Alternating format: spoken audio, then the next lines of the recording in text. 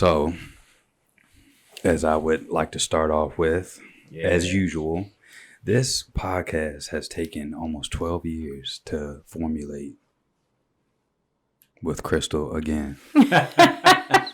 You know, she hasn't been back on the podcast in a long time, and I'm very happy that she's here and excited. So, everybody, welcome Krystal Jones. That's right. That's the joke. State it. Krystal Nicole. There you go. Jones. So, what has been happening since our last podcast? What has been happening? Well, busy. Business is great. Mm-hmm. New people are coming in. My schedule is booked out till the end of August. Dang. So yes, twins are now, well, one of the twins are getting ready for her senior year, and her brother goes to private school, so he's reclassed. So he will have a second senior after next year. So yeah. That ain't bad. And then now I'm trying to wait to get my house. There you go. What, the mansion? Yes, on the hill. That's right. Nice. You gotta let people know where you gonna be at in the future. On the hill. On the hill. Yes. Looking at the sunset. Yes. Shining. Yes. Bright. Mm. Yes. Sounds good. That does sound You gonna good. get it though.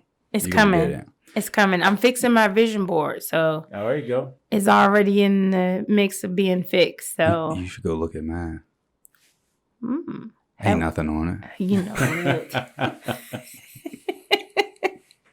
Ain't nothing on it at all. Because you told me last time, you was like, what is you doing? And I was like, it's all in my head.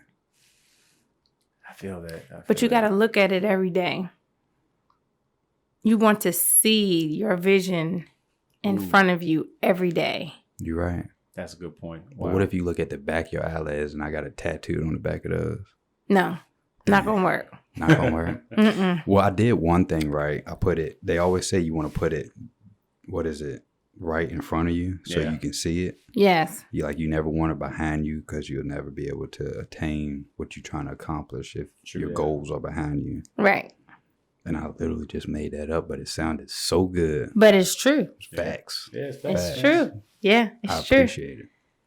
So, can you teach us a little bit about... This is an instructive podcast. Chad will ask questions too. Yeah. Because we want to know on a daily basis, what is the work day like for you being a stylist? Because you got, the thing people don't realize is, if they didn't watch the last podcast, you got hair products, body products, makeup, Yes. accessories, Yes. just everything in your shop. So on a day-to-day basis, what is it like to be inventory and all that stuff, maintaining everything and keeping a sane mind?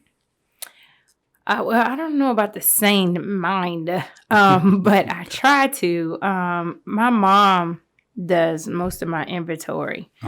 But coming in the mornings before I get here, sometimes I have to be at the post office to ship out products. That could be going out to Florida, Georgia, all over. Nice. And then coming in to make sure that I have everything. And sometimes I don't. So I got to leave, go get it, and come back before my client gets here. And so my day is from beginning to end busy, nonstop. And then with my jewelry line, I have to make sure that I like what's coming before it gets here, because I no longer do paparazzi anymore.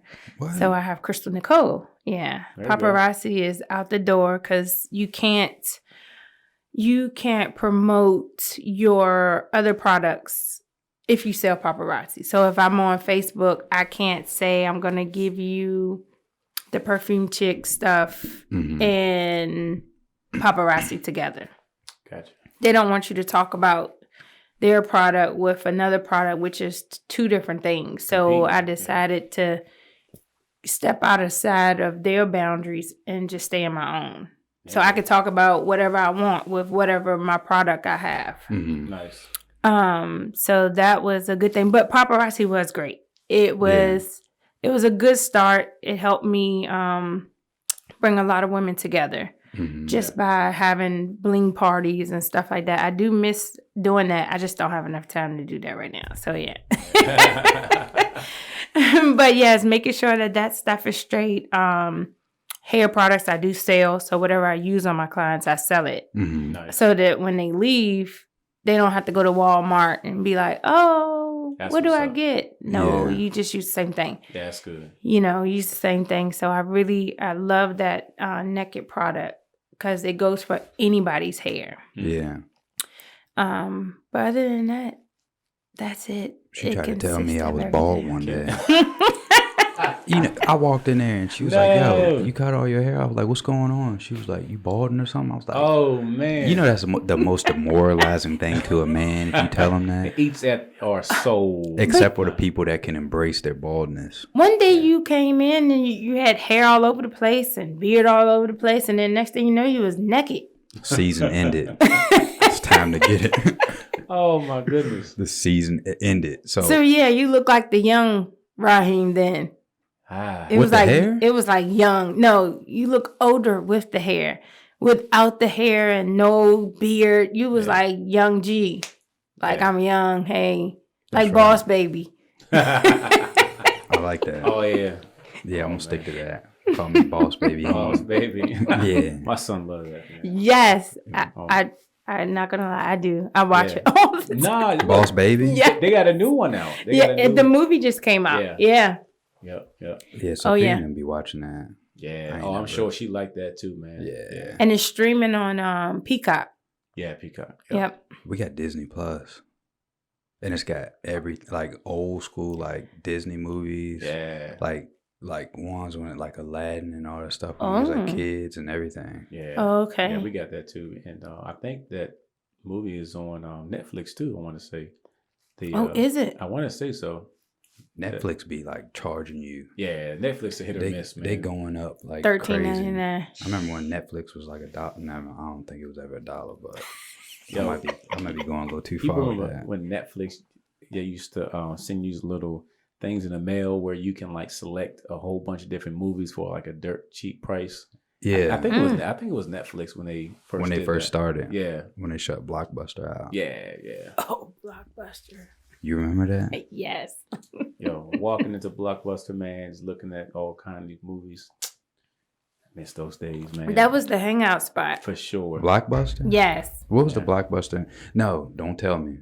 The Blockbuster that used to be in Charlottesville was right there where that 7-Eleven was on the corner. In the corner, yeah. Mm-hmm. Yep. Yo, I don't even know how I remember that just now. I just visualized that as you said. That's exactly where it was at. Everybody be in the parking lot. Yep. Well, you was old enough to do that though. We won't even drive. I ain't trying to say you. I'm not trying to say you old or anything, but look. This is my philosophy. I tell people all the time. I say I can't imagine. I was talking to this dude the other day. He was 44, and we was listening to music from the early 2000s, club music. Yeah. When we was in and I was like, what was it like to be in the club when that song come on? He was like, man, you don't even want to know. He was like, we was up in there getting it. I was I was up in middle school, so we didn't even get to enjoy stuff like that. We did, but we had house parties, man. We used to have that type of deal. Yeah, to bring it back, roll it back around. So another question for you before we go back into something interesting. What flavor ramen noodles do you like? I don't like ramen noodles anymore. Yeah, she gotta go. I don't like them. Now, when I did eat them in high school, which was a decade ago, it would be shrimp. Shrimp? Okay. Yeah, my kids like the beef and the chicken, but I can't stand the smell of them now. Man, what? It's the chicken for me. Look, do you put vinegar in your... Dog, when I tell people that, say, you put vinegar? I'm like, dude, am I the only one? But I mean, I asked a few people, but like, look, yeah, if I put vinegar on there, I'd try it. yo, I wouldn't be opposed of it. I couldn't have it without it. I just put it like that, man. And I don't want it without the water. So I never ate it without the water. Like I needed the juice. Yeah. I don't want it just dry. Yeah, I can't have it dry either. I have a little bit of water and then some vinegar. Some people put hot sauce in that thing too. Ugh. Oh yeah, hot sauce and butter. Yeah, and butter. Yeah. I'm trying to tell you, you don't know what you're missing. I know your stomach was toe up. Oriental Hey, ramen noodles with hot sauce and butter. I'm telling y'all right now. Hey, Oriental, best flavor out there. Yeah. Well, my opinion, based on my opinion, because we talked about this before. And, you know, I'm not going to tell people my strategy on how to cook the perfect ramen noodles because I don't want some chef going out there and they're like, hey, man, these noodles are gourmet. And I heard this podcast and I stole it from somebody. You know, they got to pay me for that. I'm a certified ramen noodle cooker. You might cook yours one way. You might cook yours one way. I know what I'm doing. I'm not going to tell y'all, though. Probably stovetop or the microwave. I've seen it done on stovetop. Yeah, that's all I do. Yeah. But stovetop. Yeah. But yeah. I like on the actual saute pan, though, like on the pan. Yeah, talk to me. So it's this thing. I don't know much about it, but the dude, he called it Swole. It's basically right. It's like it's a jailhouse type of thing, right? Where they put butter in the pan and then just take the package, break it up. You know what I'm saying, to little small pieces, then put it on the pan. You know what I'm saying? Let it, steam up a little bit. Pour some water in it after the butter, and put the hot sauce and whatever else you put in there. And I want to say he added something else. I can't remember, but yeah, it was good. I tried it, man, and I was like, dude, what'd you call this? He's like, Swole. I'm like, I'm gonna have to try that. Yeah, look it up, man. I'm pretty sure they have a way. It's probably on YouTube somewhere. Matter of fact, look, type it in. Look, I be walking in here with pizzas, and Krystal be like rolling her eyes at me. So she just wanted to get you on the healthy tip. That's all. She wanted to get. No, you. I do eat pizza, but I have to be in the mood for it, or it has to be thin crust. So, yeah. How to make real prison swole. Oh, I don't want this to come out of there before I get in trouble. Oh yeah, before they cut this off, man. Be like,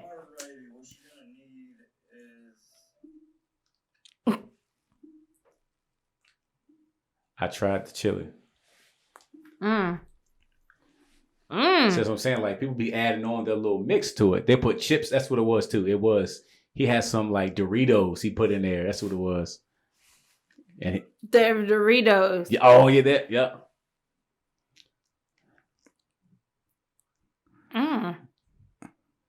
This has got to be the most prison thing.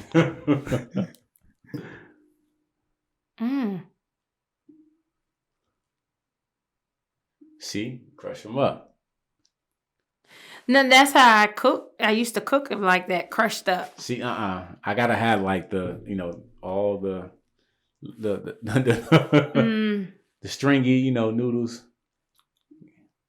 Oh, we can't even hear it. How about now? There you go.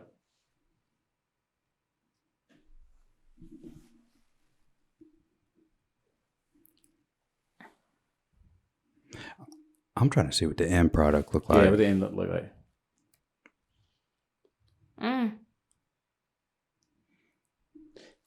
That would make my stomach hurt. Oh, gross.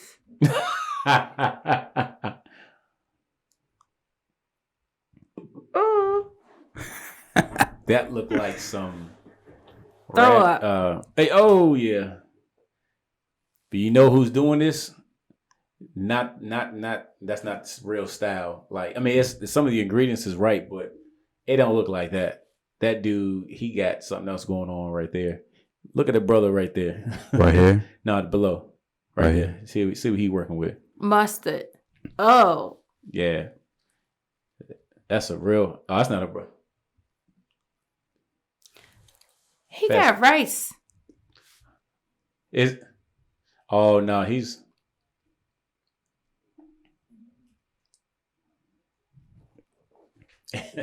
How we make it in lockup.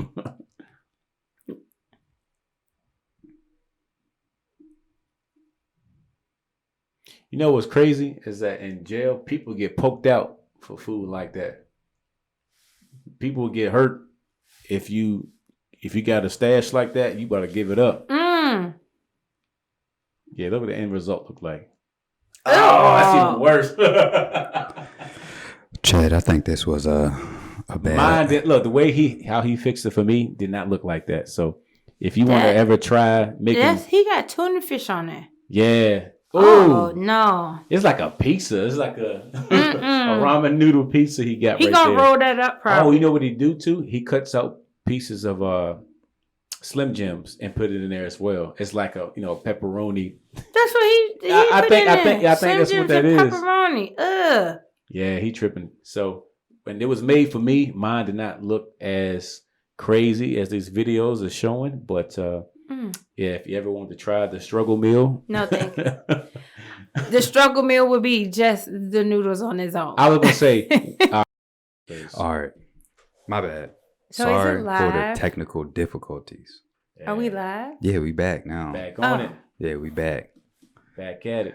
So, Chad, before I messed everything up with the Swole ramen casserole, hey, what was you about to ask Krystal? I was just going to ask, what was your favorite struggle meal growing up? Like the thing that you kind of gravitated to, outside of, your ramen noodles, because, these days, it's a delicacy to some. So what was your favorite type of struggle meal? I really didn't have a struggle meal. Okay. I used to like to take bread and just pull off the brown and take the white and roll it up like a ball and eat it like that.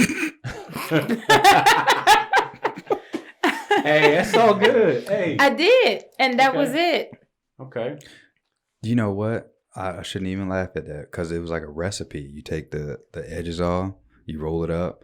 What do you put? Dip it in egg or whatever? Yeah. Then you roll it in cinnamon, and then you probably can put it in the air fryer now. You kind of like make your own donuts. That's a real thing. Like donuts, yeah. But I just ate it just like that. Yeah, she's weird. That's French toast. Yeah. You know what I'm saying? Yeah, it's basically French toast. You did. Oh, I used to love that, man. But she up there eating this raw bread. Hey, I'll have the raw bread than a swole. You got a point. Let me tell you, mine was a fried bologna sandwich, man. Oh yeah. Oh my, crisp those edges up, man. In the center, you put some mustard on there, boy. Woo-wee. Well, I used to just burn mine till it was like black. Yeah. That's how I had to have it. And my dad was like, "Man, you can't keep doing that. You're gonna get cancer." I'm like, "Yo, it ain't no burnt, whatever it is." When people grill, I want my hot dog burnt. Yeah, gotta be burnt. Man. Yeah, my dad don't like nothing burnt. Oh yeah, yeah. He just that's where the flavor at. Yo, I don't know why, but I'm just like, yo, hot dog, hamburger, burn it all. If it ain't black, don't give it to me, man. And if you don't like it black, then don't come to my house because that's where I'm gonna make mine. Well, now I eat my steaks like medium. Oh yeah. They say it's good like that. Yeah, that's because it's nice. I don't care for steak too much. Me neither. What do you eat? What do you mean? I eat chicken, shrimp. Ooh. I would have never known. Crab legs, lobster. Good. Woo wee. Yeah, but now I'm on this kick though. So I take, the pan. I take 4 pieces of cheese, lay it out. Getting bougie.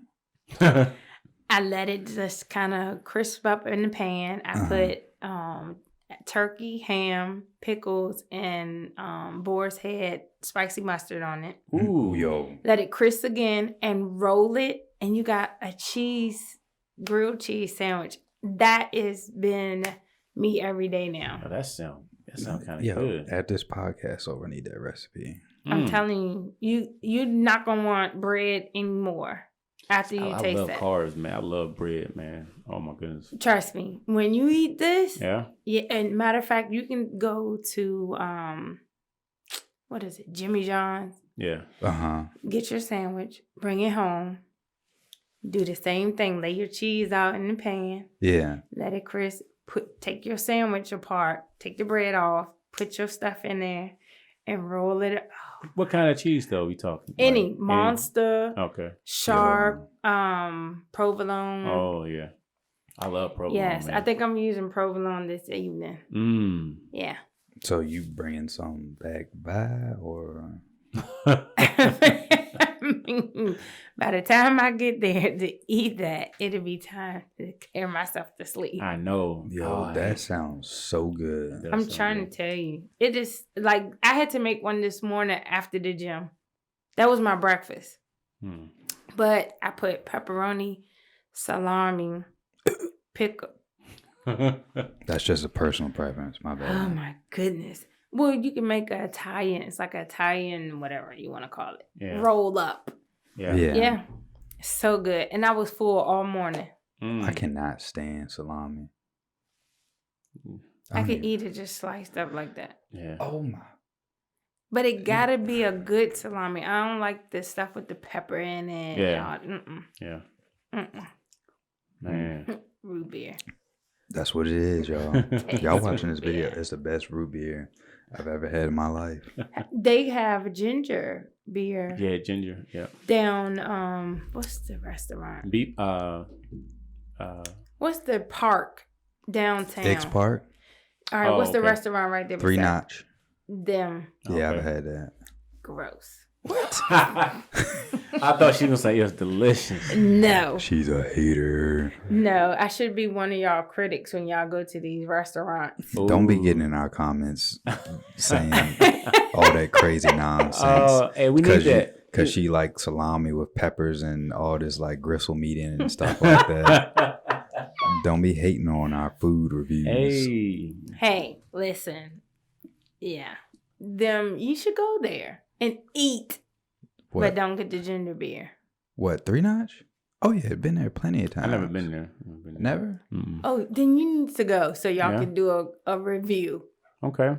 Yeah, we should do that. What kind of food they got? Oh, they got a bunch of stuff. Their breakfast, their brunch. You had their brunch? Oh, they got brunch. See, that's what she drank 1 ginger beer and she brunch is when you go to Cheesecake Factory and you got brunch. Cheesecake Factory ain't the only place with excellent brunch. No, it's not. There's a hole in the wall over by Monticello High School. It's called, oh my gosh. They got vittles. Like, they fix everything. I feel like I know what you're talking about. They were so good. What's the place? Over by Monticello. It's over by the food line. Yeah, okay. I think I know what you're talking about. I think so.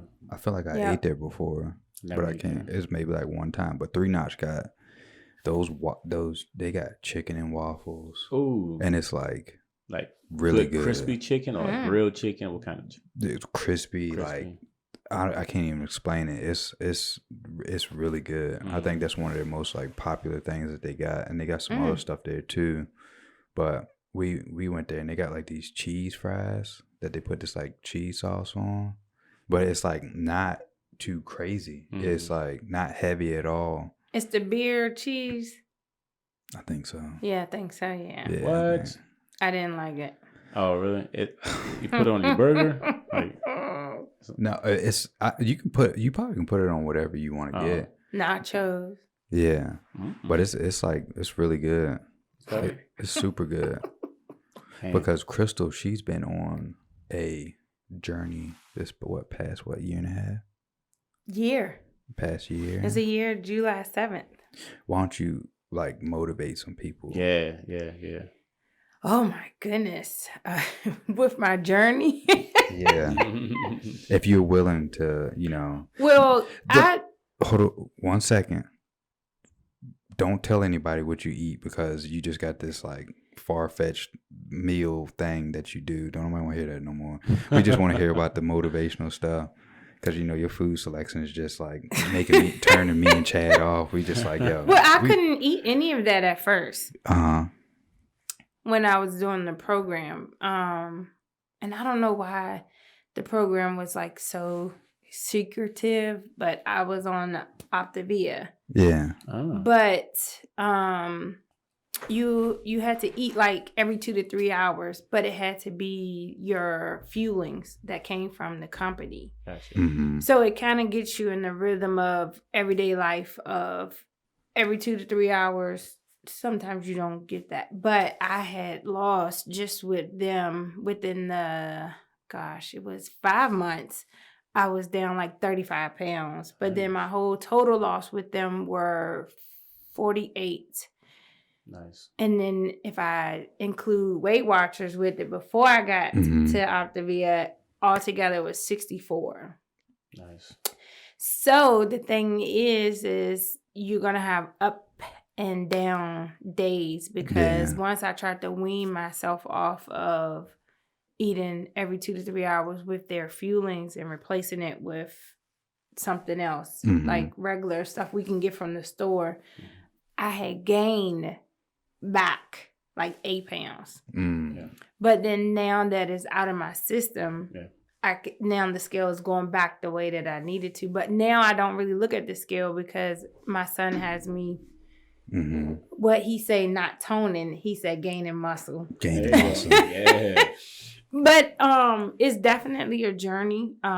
But you have to start and don't stop. There we go. Because once you stop, you go back to your whole regular routine. And so you have to put in your mind that once you get to the point where you know you want to get this done, you have to get it done. And I look at it like I want grandkids. There you go. So I want to be able to run with them and all of that good stuff. And I know that I had gained that happy weight, that newlywed weight. Yeah. So it was like, oh no, wait a minute, time out. This got to go. I was tired. And plus me working so many hours, you definitely need the energy. Yeah. And that was my biggest thing. Yeah. Was, oh my gosh, I'm carrying extra. Yeah. So now it's like I have a lot of energy, but I know my body is like, okay, Krystal, you need to rest. Yeah, there we go. Mm-hmm. Yeah. Because I won't rest. I didn't have like a drive to go to sleep. That energy kept me up all night long. Yeah. So yeah, definitely it's a push. And so if you want it, it's definitely there. Wait.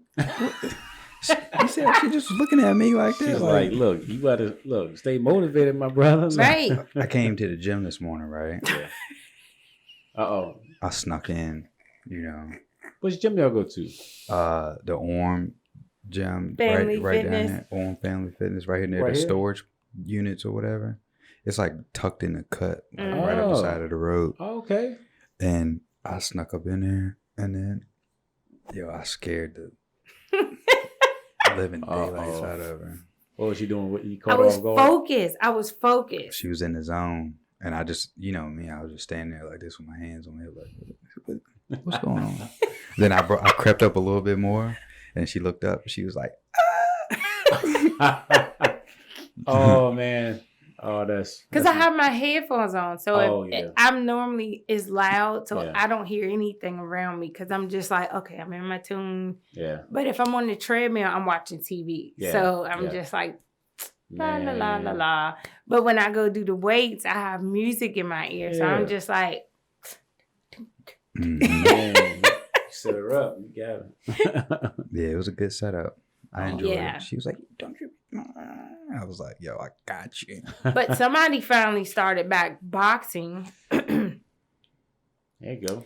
I don't know who, but they had gloves today. Okay. Gloves and wraps and stuff. Ooh. This was my third consecutive day. Well, I took Wednesday off, and then I said my regimen gonna be Monday, Tuesday, Thursday, Friday. Nice. And just keeping it consistent like that. Because somebody didn't think I was showing up this morning too. So No, didn't think so. Oh, Cause see, so I don't have days off. No I go days Monday, off. Oh. Tuesday, Wednesday, Thursday, Friday, Saturday, and Sunday. Dang. Oh yeah. And 2 times a day. Oh, she killing It it. sound like we back in high school again. Dude, I wish I had that. 2 a days schedule. we had football. Yeah. Oh. Yeah. My son. Yeah, I remember them days.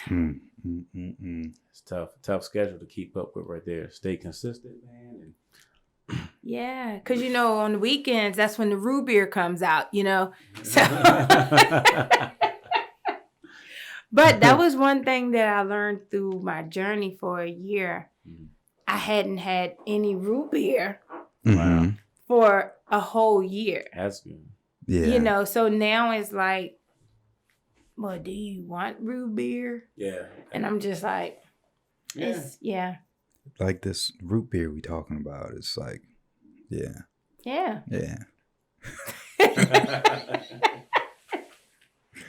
But that's like, it's super inspiring because I had to do like the same thing. I remember at one point, I think it was like 2012. It was just like drinking a whole lot and all that. And then, had to get back to it, start running a lot, got back down to like my 8-minute mile and everything. Oh, 8. And then I just stopped running and stuff, but I kept lifting. And I just got motivated to burn everything back off. So yeah. So sometimes you gotta have that reality check and be like, yo, I gotta get it together. And I collect wine. And it's just sitting on the counter. Oh, okay. Yeah. I have like 65. What brand you like? Stella Rosa. Okay. So it's all the same brand? Mm-hmm. Huh. I'm gonna come back about 20 years. Probably gonna be good in age and everything. We can share it. In my new house, that's what I want. I want a whole one side just wine cellar. Yeah. That'd be pretty sweet. That'd be cool looking. Yeah, I wouldn't not have that in my house because I'm gonna have a beer cellar and a wine cellar. Oh, okay. Yeah, so I want to have both of them. It'd be nice to have that. Yeah, see? Think like the rich people, man. Aged wine. We already rich. What you talking about? There you go. Rich with what? Everything. Yeah, we are already, it's there. Wealth is there. You just got to go get it. No, it's already here. What kind of wealth? Because like we was talking about ramen noodles, like would we ramen wealth? Ramens is still wealth. It's food. Yeah. You got some people out here that don't have a ramen at all. You're right. True that. So just to have a bag of ramen, like my mom used to always say when I was younger, Krystal, we're poor. No, we're not. I got a roof over my head. Yeah. I got food in this kitchen. Yeah. We got lights. So I always looked at it like, we got everything. What you talking about? Right. No, so it was just a different, mindset. So I think when my oldest son, he has the same mindset. But the twins, no. It's a whole different story because they had mom and dad. So dad thought one way, mom thought one way. Yeah. So it was like, you don't know which direction to go into. Right. Yeah. Yeah, that sounds about. That sounds right because a lot of things can conflict you, but you got to choose your own path and decide on which direction you're going to go. Yeah. Right. For sure. I've been rhyming like crazy this evening. And spitting bars over here. Oh. I might. Are you changing careers? You said it's there, so I might end up becoming it might never know. Speaking into existence. Is it on the vision board? No. Oh, well. Yeah, I ain't really got nothing up there but like some stick figures and stuff like that. I was trying to map out the Oregon Trail on my vision board. You ain't never played that? What's that? Oregon Trail. Oregon Trail. I feel like I've heard of that. It's like a computer game. No. Like on old computers, they had Oregon Trail. Oh, y'all ain't never heard of that? I've heard of it, but I never played it though. No. Oh my gosh. And don't go finding it. Oh man. Well, that Oregon Trail is based off of what is it? The gold rush of back in the day. All those people moved from the East Coast to the West Coast. Yeah. And a lot of people died trying to get out there to get to California or those different states out there because it was, more land out there. They wanted to travel and do different things like that. So that was just a quick history lesson for today. Okay. Yeah. So yeah, you gotta like kill animals on the way, trap them. Wait a minute.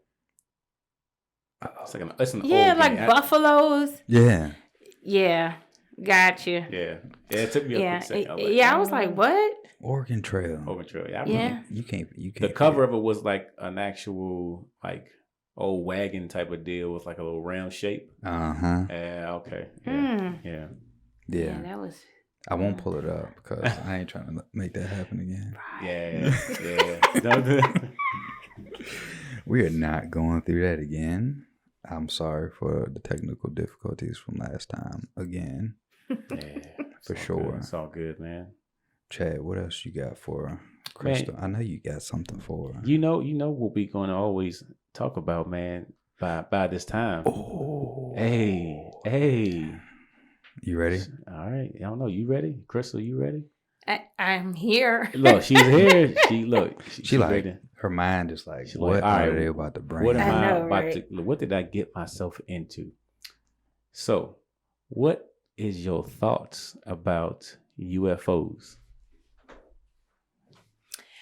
That's a no-brainer. I don't have any thoughts. She got to go. She has to go. This is the third strike. This is third I don't one. have, because you know what?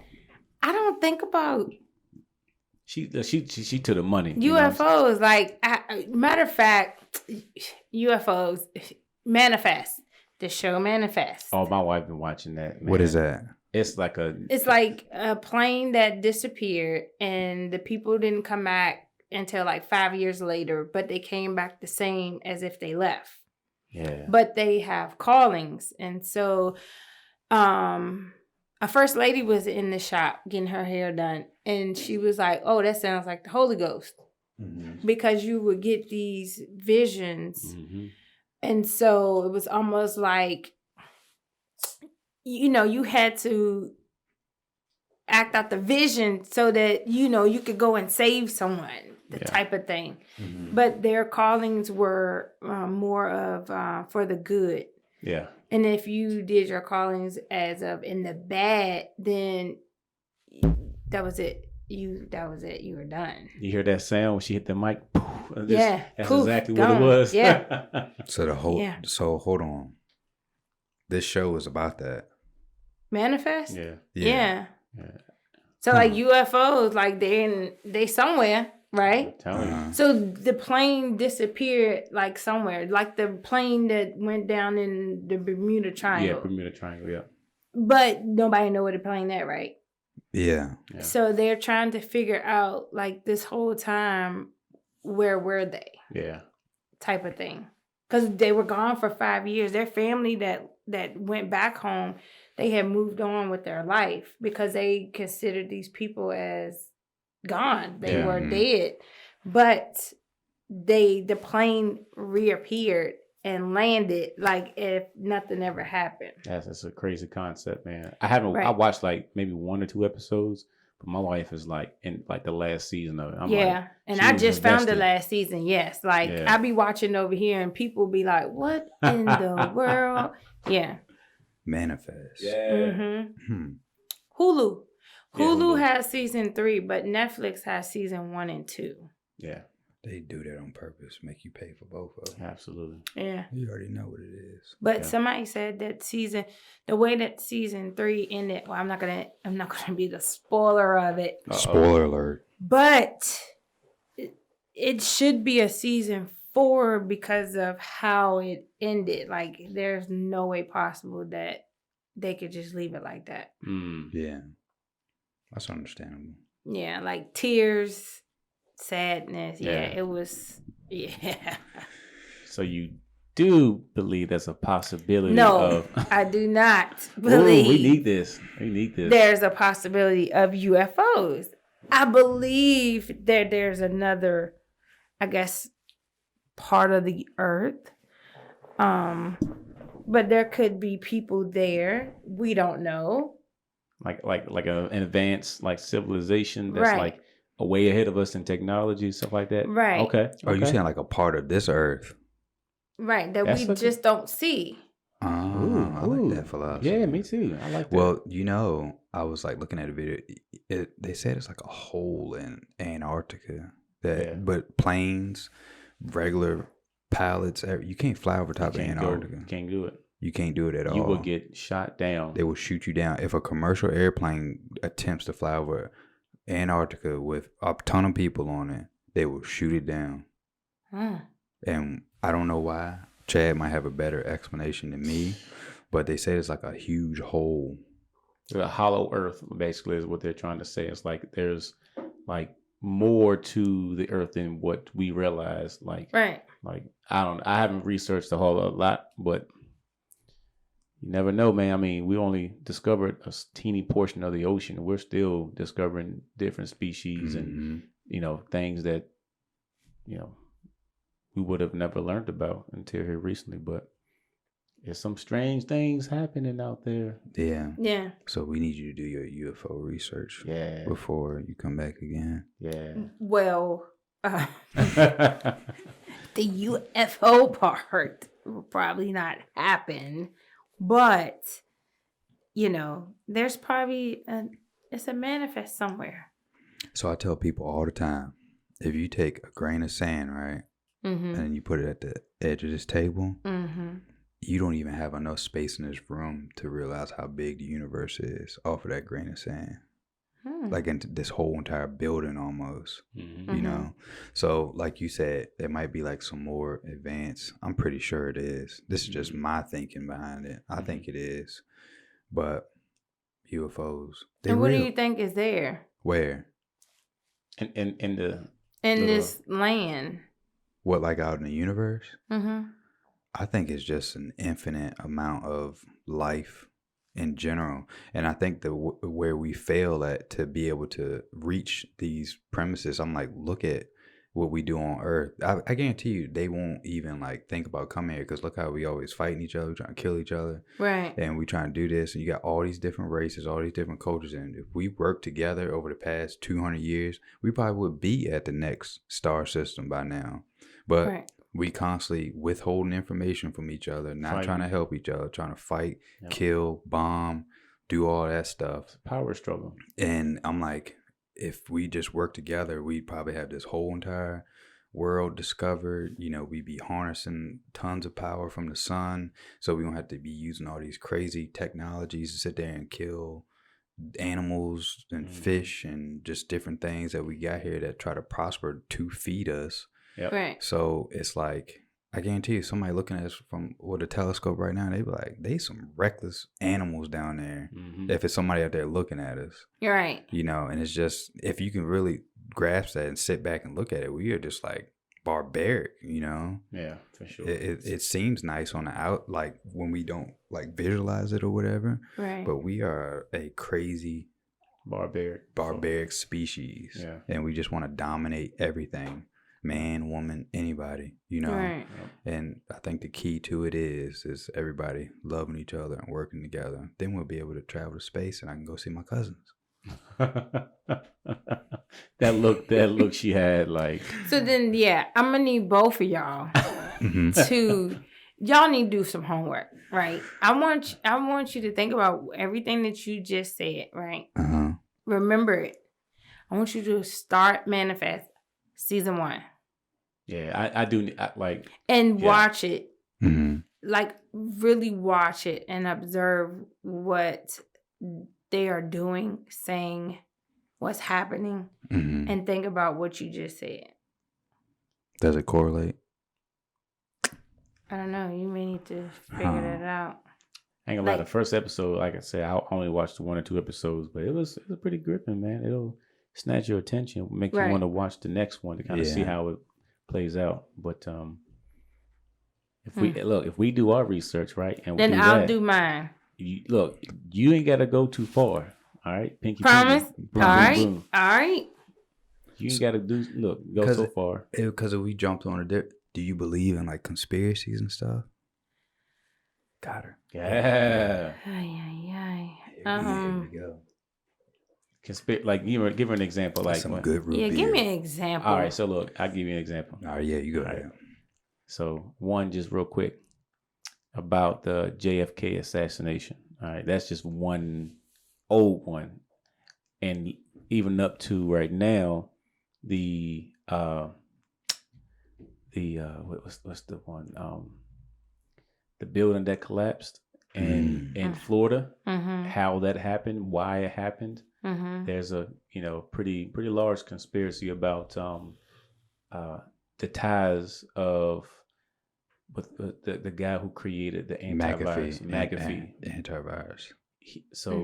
There's a huge. I mean, there's nothing correlates between JFK and that. I'm just giving it like one extreme to another as far as like the conspiracies that are out there, but like they're so. But like, I guess me looking in, think about everything that's happening just in general, especially with the building. COVID. Think about COVID, that. yes. Yeah. Like, a lot of that could have been prevented because that was somebody's job to do what they were supposed to do. Right. So in the same way, when they created this virus. Ooh, she said created it. Yeah. Punch him in the gut. I like where you was it supposed to be let out? Gotcha. Or were you just trying something and all of a sudden, I done spilled something and now it's out. Yeah. That type of thing. I like to agree with you on the first. Like they did it on purpose. Yeah. Right. Like, was it that, like people, like right now. Oh, gosh. Go ahead. Let it be known. So, like right now, like you have people that, what's the word? Oh, gosh. How do I just say this and it be the way that it needs to be raw as possible? Like, there are people out here preying on other people. Yeah. As in the sense of, if I see you doing well. Ooh. What can I do that's going to help me get to where I need to be? And then I'm done with you. Oh, they out here every day, all day. Absolutely. Right. So what is, to me, it's like a motive when it comes to like these things that are happening around us. So your motive, you have to have a motive to even do some of these things that are happening. Yeah. So 9/11. Right. What was your motive? Like if there was a motive behind all of that. Yeah. They're going to facade our minds and be like, it was, the Taliban and all this other stuff. But what happened? Like, why did they do that? What did you do? Yeah. Who did they know? Who did they go to school with on the West Coast? Who was the leader of the group? Who did this? You know what I'm saying? Yeah. And then, like, I think one of the biggest things is, like, we getting to technology is, like, really hurting the people that are in power. Yeah. Because you don't have to go... Like, I know 1,000 stories that sound different traveling through the years, but you can go to multiple. You can just pick up your phone and find out information now. And it's up to you whether if you want to cipher it in the right way. Right. But it's too many people talking and saying the same thing. Yeah. So that's like where it's like, they like, yo, this is getting we about to get exposed. Yeah. A lot of people about to get exposed. But I like what you said about the people that are preying on you. So more about that. So going on the haters. There are motivators. So there we go. I don't know. It's just something that me and personally, I dealt with that in high school. There we go. I was the youngest. I was the first one driving.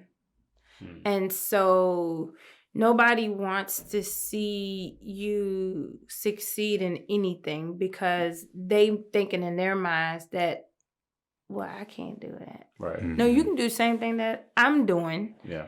You can have the same accomplishment as the next person. It's up to you. Yeah. It's just that person themselves are going a little harder.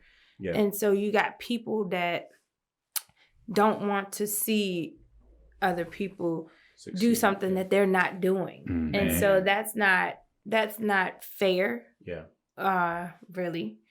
And it makes it hard, but at the same time, it makes it easy because you're just like, I can't stop. Yeah. You're driven. You have to have that drive. And if you don't, you're going to be complacent just like them. Mm-hmm. Yeah. So you got a lot of people that are just complacent and they don't have no push or no go, you know. Yeah. There's a lot that people don't see a successful person go through.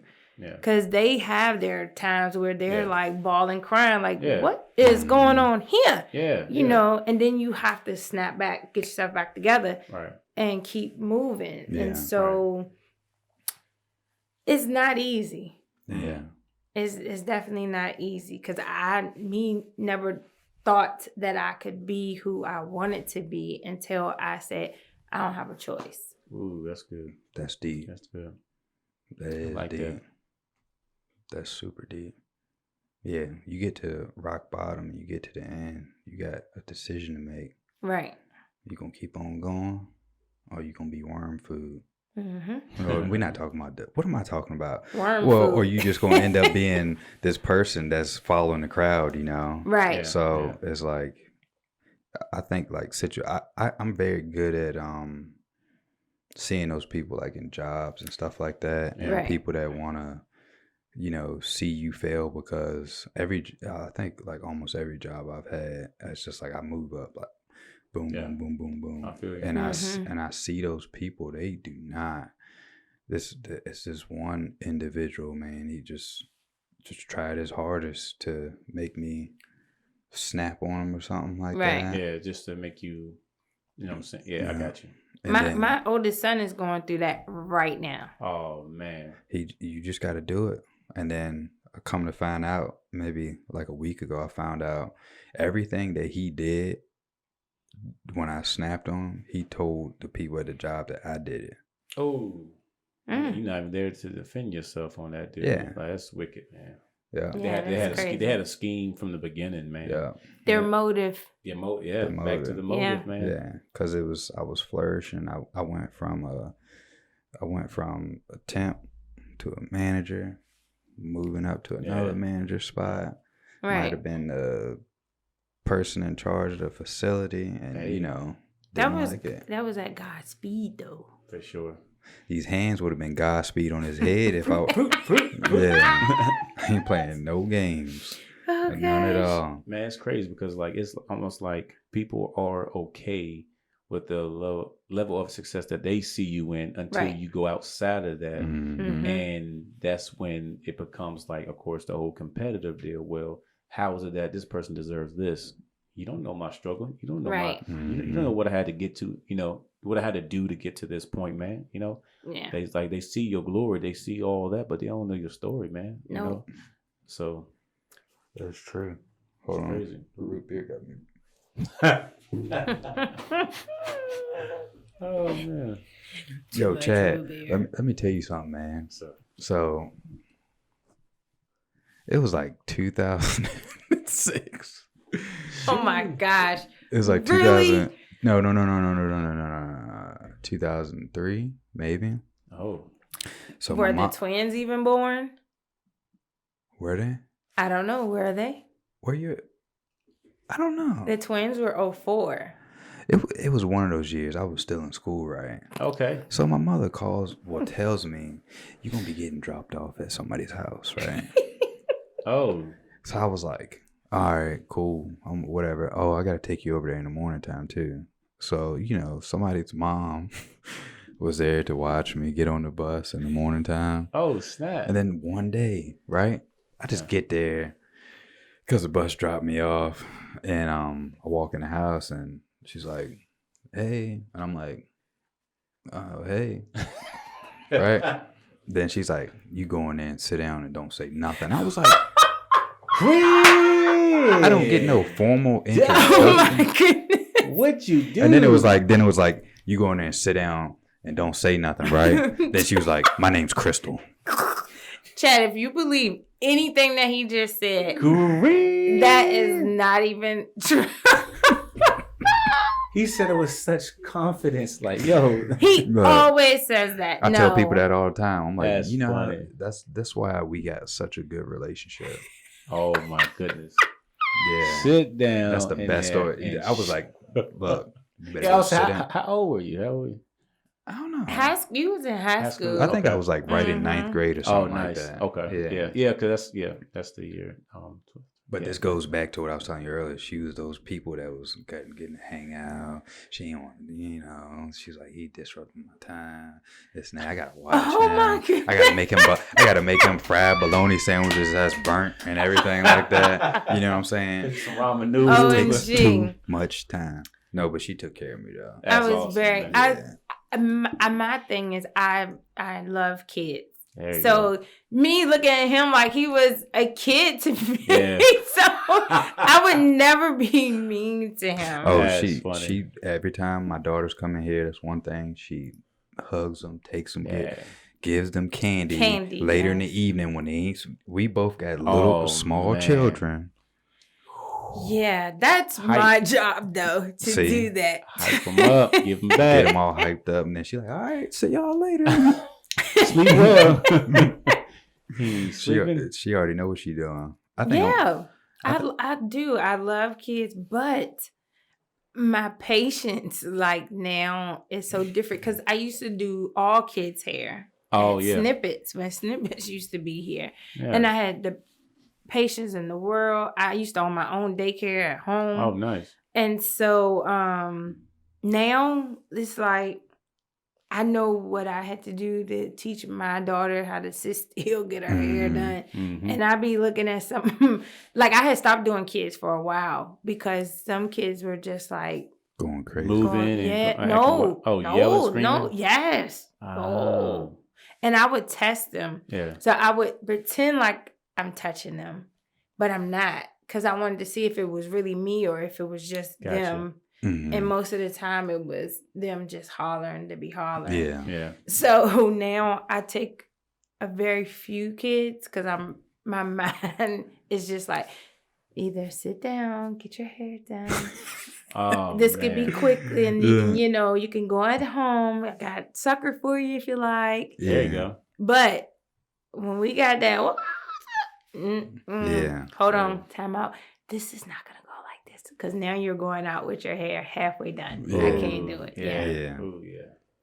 I think that's that's like a pivotal thing. You gotta know what people gotta do is, if I'm saying this right, you gotta know what you like and what you don't like, and don't try to do right.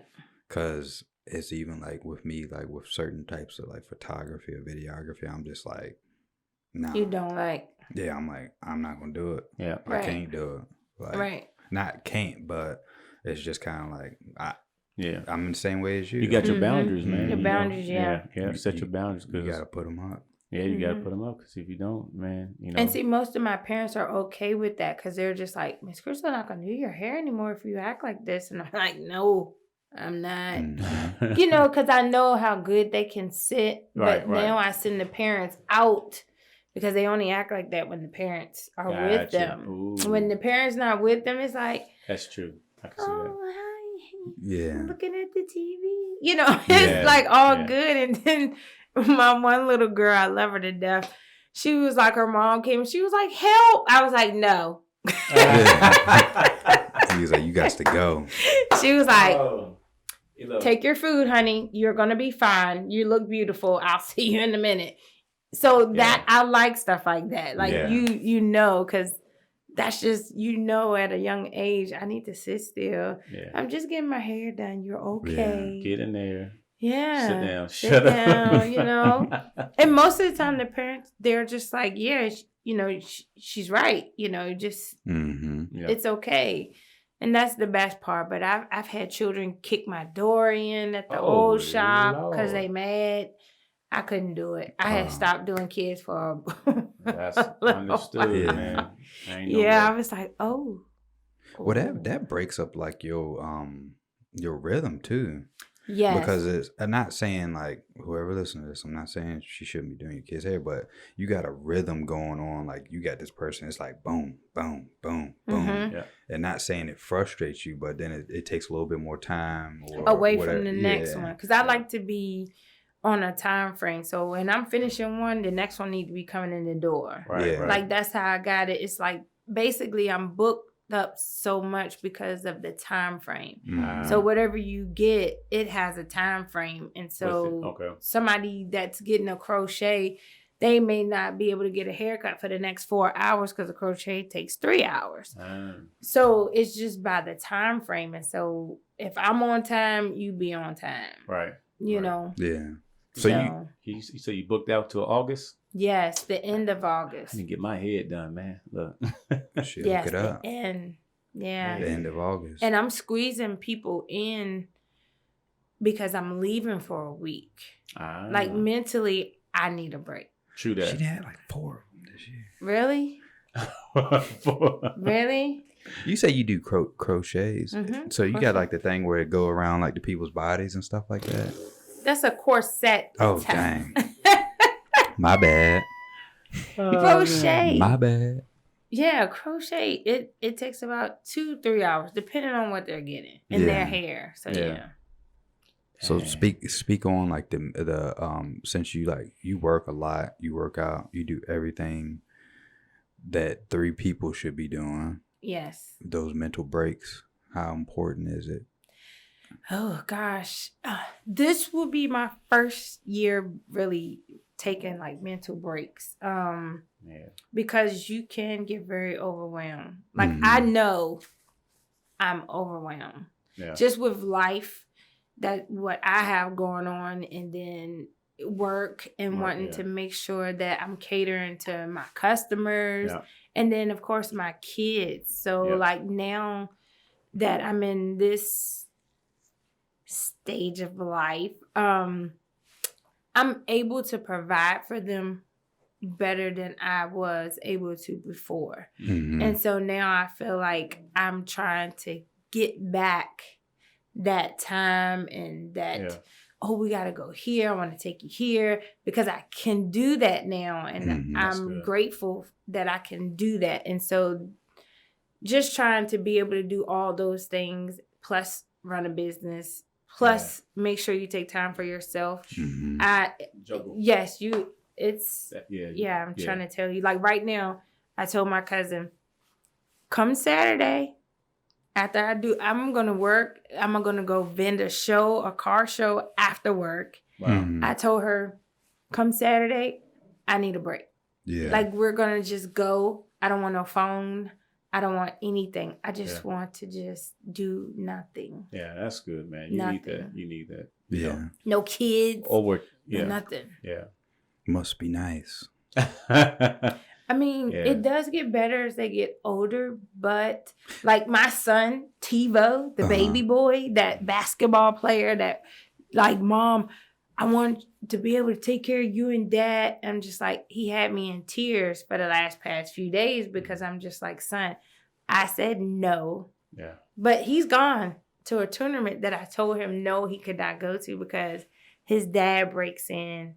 And then like mentally, I'm just like, just deal with it. I can't. Yeah, for sure. Yeah. And so where they are, come to find out today, there's a tornado there.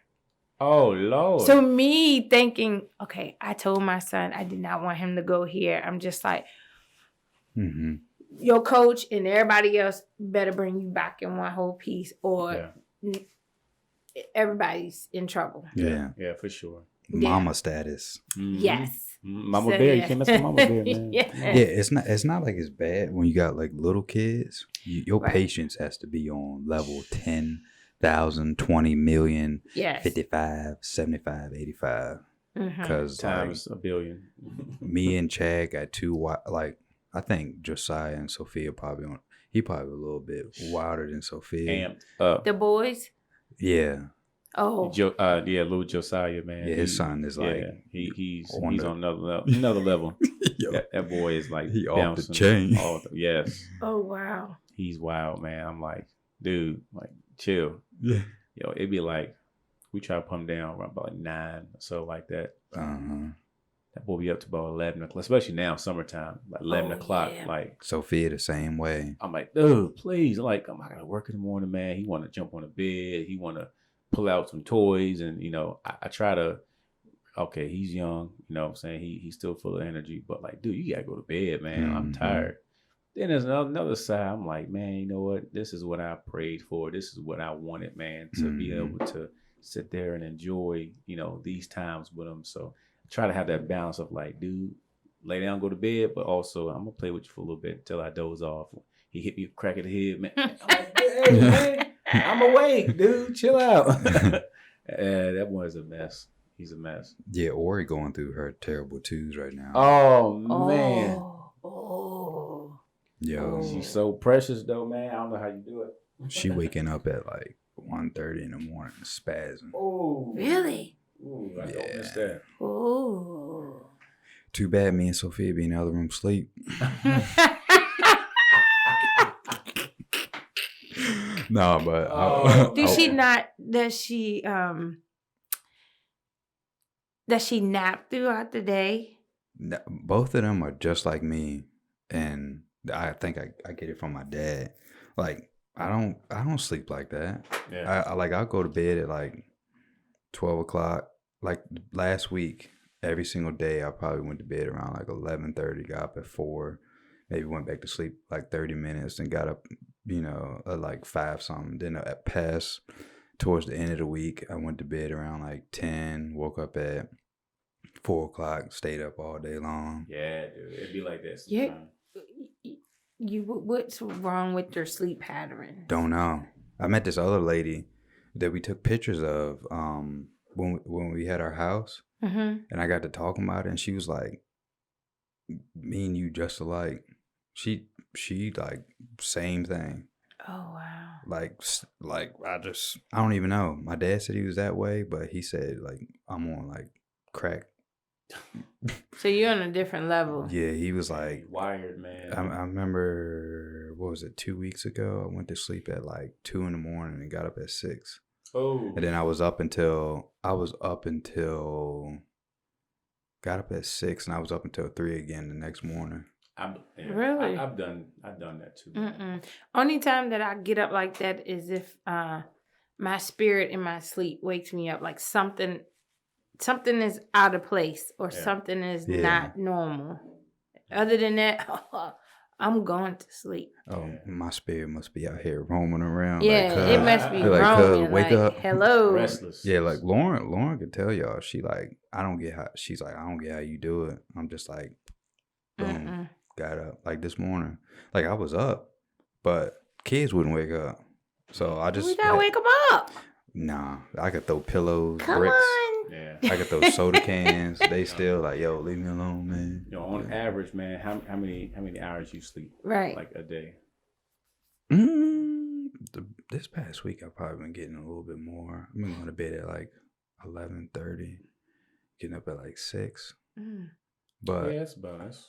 I think on average, an average week or an average night, I probably get like, I'm good with like 4 hours of sleep. Yeah. Yeah. Yeah, I can do about 6, man. If I can get 6, I'm okay. But like, y'all do know, in order for your body to do what it needs to do, it needs the rest. That's the biggest lie they ever tell. Look, just imagine. It's like, I'm about to get deep into this, right? Yeah, I want to hear this. Just imagine, right? They tell you, oh, you need 8 hours. You need 8 hours. Everybody's different. You know what I'm saying? It's like your body can accept things more than mine can. True. If I sleep, so I figure my sleep pattern out. If I sleep more than 5.5 hours, I feel like crap. I feel like straight dog crap. Really? I swear to you. Oh, wow. And if I sleep past 5.5 hours, that's why I don't really like, I know some people are like, oh, that dude's crazy, but everybody's different. Yeah, that's true. Yeah, wow. And it's just if I sleep past 5.5 hours, I just feel like I'm drunk, hungover, my body be like aching. Because I found this one guy on YouTube. He was like, when you go to sleep, you need to find out like it's called your circadian rhythm or something like that for when your body naturally goes to sleep. You need to find that out. You can do it on your watch, right? Is there like some type of thing like with like a Apple Watch? What do you mean So your body has a timer. Everybody's body has a timer like for REM, when you get the it's like REM sleep versus like something else. I think it's like REM sleep, some other stuff. I can't remember what it is. Oh, I'm looking that up. Yeah, but you should. Like some people sleep best during the day. Some people sleep best from 1 a.m. till such and such time. Everybody's body has a certain time, and we force sleep. Yeah, and we force ourselves. Like, oh, I got to go to sleep by 9 o'clock. But your body ain't going to get the best rest unless you figure out what time your body is in the most rested state it should be in. So it's like a science behind it. It must be, because I kid you not. And I hate to talk about it, but it's true. Because the whole time, if you read my book, that I was going through that situation, like when I would go to sleep and be next to him, my body would be so hot that I would be up all night. And then as soon as we parted ways and I wasn't near him, my body was regular temperature. Oh, that's cool. And I could sleep through the whole night. Like I was back in my routine of sleep. So, yeah, it must be. It got to be something. Yeah, it is. Yeah. I think it's a whole nother like dimension out here. Oh, absolutely. With like aliens and your spiritual sleep patterns. I wish I had that emoji. Interdimension. But yeah, like I'm telling you, it's probably tons of people out there that's just like me, like 4 or 5 hours of sleep, boom, good. Yeah. Like solid. That sounds like Sammy. He does that. And they say when you get the right amount of sleep, because most people, you'll get your 7 hours of sleep or 6 hours of sleep. Well, they say when you wake up, get up. Yeah. Don't go back to sleep. Yep. Take a nap during the daytime if you have to, like a 30-minute nap or something like that. But they say when you wake up in the morning time, get up. Do not go back to sleep. Why? I don't know. Some doctor was explaining it. He was like, you mess up something when you go back to sleep like that. So like, say you probably done had this happen to you. You probably done got X amount of hours of sleep. Then your body just was like, boom. Yes. Then you was like, nah, I'm gonna just go back to sleep. Then you wake back up and you like, damn, like, what in the world? Yeah. No, I'd be like, dang, I slept longer than But it's like when I do that, it like wrecks my body when I do that. Yeah. I guess it depends on what day too. Like some days, man, like I feel that like if I just lay back down, no, like I'm tired. I know I can use an extra like hour or so, man. Like I wake up, I'm straight. But then like if I happen to get up, like I'm also straight. Like, all right, I need to get up, man. Yeah. Like, you know what I'm saying? Off of 5-6 so hours of sleep, man. And so I don't know how to kind of. That's crazy. Because I one Sunday I did that and I slept all day. I didn't wake up. I just was like, I tossed, closed my eyes back again. Like it was almost like I needed to just listen to your body. Sleep. Yeah. Mm-hmm. Like I woke up, it was like 2:00 in the evening. Mm-hmm. Yeah. I never did that in a long time. Yeah, and I was like, wow, I must have been just drained. Yeah. 2003. Oh my gosh. Ain't done it in a while. Oh gosh. Shoot, man. Y'all waiting for me to drink? Do I got any questions for y'all? Yo, so yeah, this is the key to it. Interview us. Yes. Uh-oh. So,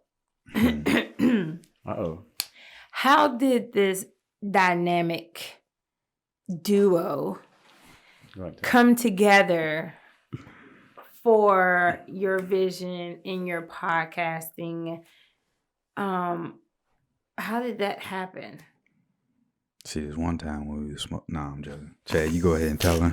Nah, you got it, man. No, you go ahead. Both of y'all should know this answer. Oh, we know. Yeah. So, but Chad can break it down. Oh, okay. So you want to talk about the, how we first connected, from the beginning, or Cause y'all favor. You do look alike. That's not the first person that's told us that. Yeah.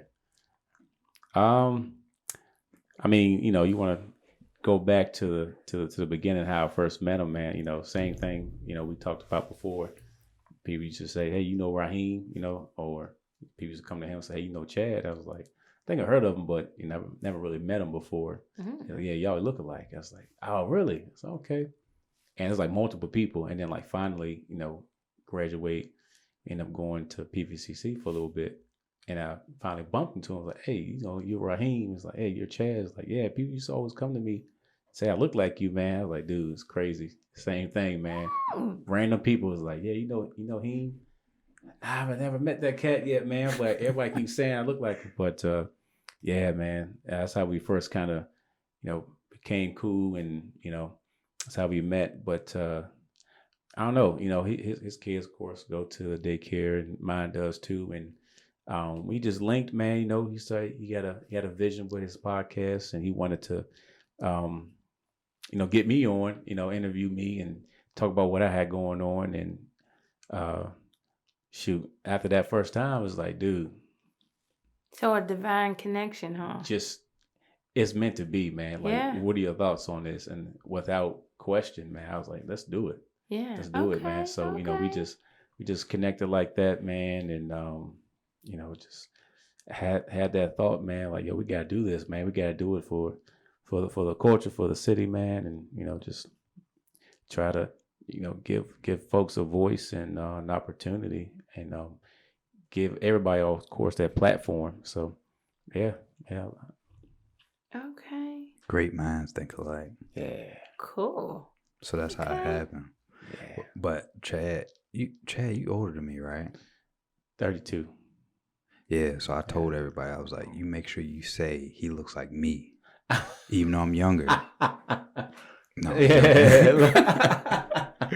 But that's the crazy part about it, because I'm telling you, people just be like, come to me like, you know Chad, and I'm like, no. But you like the fifth person to ask me. Yeah. And then like people just kept asking me. But then me and him had a good friend that passed away a while ago that we both was like tight with. Oh wow. And he used to always tell me, he was like, man, you and Chad look like, you and Chad look alike. And he'd tell me all the time. And then I found, like Chad said, we finally met. I think, we went to Piedmont. Yeah. And I was like, damn. Yeah. Y'all do look alike. Yeah. You had to think about it. Yeah, I was like, dang, it is. So, and then, how I am. I'm just like, me and Chad had that first conversation, and I'm all about the group. I'm all about the collective group. And no matter how much I do stuff on my own and stuff, but I just want to see everybody around me succeed. Yeah. And that's just who I am. Like, and then, but it wouldn't be, the crazy part about it is, it's like we sitting there talking like, yo, you like aliens? I'm like, yo, you do? And then I'm like, you like this, that? I'm like, this is it right here. Yeah. This is it. Yeah. So you can't look past something like that and, not see the outcome of it. So we got like a promising future. Yeah. Very promising future. Even though we took like a month off, but we back. Much needed. Did you guys take a month off? Yo, we did something more. How would I classify this? It's not more important than this podcast, but it is very important to my brother, and he trying to get me, hooked up on it too. Okay. I'm an outdoor person, so I enjoy the elements, everything like that. We talking about fishing. Oh, I thought you was talking about the tennis, the golf. No, that's just my extracurricular activity that I'm trying to Tiger Woods myself into. Yeah. Fishing is good. Fishing is soothing. You like fishing? Mm-hmm. There you go. We used to have a pond behind the house. Oh man. Yeah. Who drained the water? Nobody, but it's probably no good. What, behind your mom's? Mm-hmm. What? Yeah. Damn. It had a whole bunch of fish in there. But it's probably got a lot of allergy stuff. Okay. All that, yeah. Me and because Chad nobody keeps it up anymore. Like stocks it was our like neighbors, but because it was on my mom's land too, y'all shared we it. got to share it. Mm-hmm. So you got to show us that, because me and Chad might be able to come down there and clean it up, throw some fish in there, let them thrive a little bit, help with the ecosystem. Why y'all don't fish at the? Oh well, yeah. We can't tell people our fishing spot. We got ponds here. I mean, the lake. Yeah, we got a spot that we go to. Yeah. Yeah. A little small honey hole, but we always venture into, different places. Yeah. Y'all need to go on the boat. Yeah, that's sure. That's one thing we do need to do. Yeah. Do some crabbing. We trying to catch fish. Do both. We trying to catch fish. And what do y'all do with the fish when you finish? Straight up eat them right there. As soon as we catch them, bite the head off, everything. We ain't playing no games out here. Oh my gosh. Eyeballs and everything. Gushing. Yeah. So Chad was like, yo, you want this right here? And I was like, all right, whatever. Straight up. Oh my gosh. Oh man. That is so gross. No, don't believe this, brother. You like caviar? No. You don't like caviar? No, thank you. You ain't never had it? I don't want it. Oh my gosh. Well, I don't want nothing. No, I don't want no fish egg. Snails? No, thank you. Calamari? No, thank you. Alligator? No, thank you. Yeah. Chad. Some shark? No, thank you. Oh. Krystal. What? You have to experience life. Yeah, that is. And that's saying no, thank you. You know how many people that's gonna listen to this and be like, you don't know what you missing out on? Hello, if you hear me out there, and if you heard me say no thank you, that means no thank you. I'm good. You enjoy it. Because that's your business. Drink your water. Mind your business. Mind your business. Yeah. But I'm telling you, fish eggs, they don't have a taste to them. It's like couscous a little bit. Yeah, it ain't even nothing. Oh, he ain't gave it to you yet? Oh, fish eggs? Yeah. I ate it on a cruise ship. That's the only time I ate it. I'm willing to try everything once. Yeah, I tried once. Yeah. If it's nasty, then I'm just like, it's just like oysters. Oysters is good. What? Oh, wait a minute. Wait fried a minute. Oysters. I don't want it slimy and you gotta go. oozing. You gotta go to Rhett's and get the fried oysters in the shell with the breadcrumbs, the cheese. Oh, like Rockefeller down but they, at the Blue Ridge. They like on crack up at Rhett's. Really? They are so good. Are they fried? No, they're still in the shell. Right. Rockefeller. But it's got like this like panko breadcrumb, like this like salty, nice Parmesan-y like. Wait, is it cooked? Yeah, it's cooked. It ain't so raw. It's hot, right? Yeah, it's hot. Oh, then yeah, I can eat that. But anything that's cold and slimy and it's not done, I don't want it. So I'm trying to think of something. Oysters. Talking about oysters. Yeah, we talk. I'm trying to think of another food. I'm like, no other food, no snails, none of that. Like so, like frog legs. Yuck. I haven't had that myself. Now my oldest son will eat. He will eat that. Chicken feet. Because he will hunt rabbits and skin it. Oh, nice. Yeah, rabbits. He's a hunter, so he does that with the deer. That's what I'm skin talking it, cut the meat up for you. Yeah. Rabbit's good. I had pig feet before. Yeah, me too. Pig feet. Yeah. Chicken feet. Chitlins. Yeah. I ain't never had chitlins a day in my life. You never had chitlins? I've had chitlins. Okay. But it made me really, really sick. Because I think I had ate too much. After that, I was done. Like, my headache was off the roof. Had the itis. Yeah. You like them? Well, chitlins?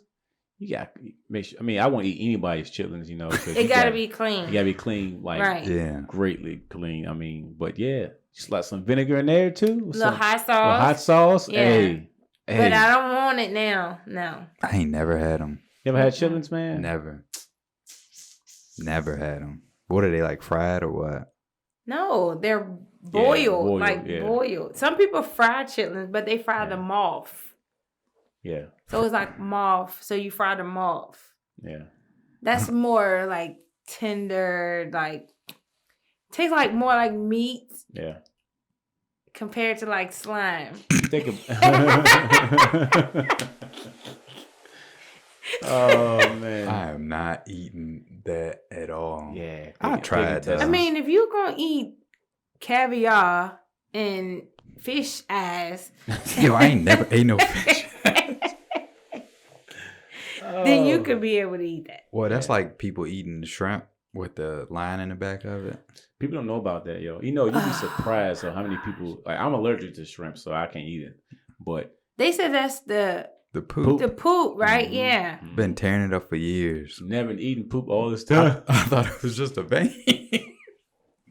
And then I think my dad told me, he was like, yo, you know what that is? So whole crab?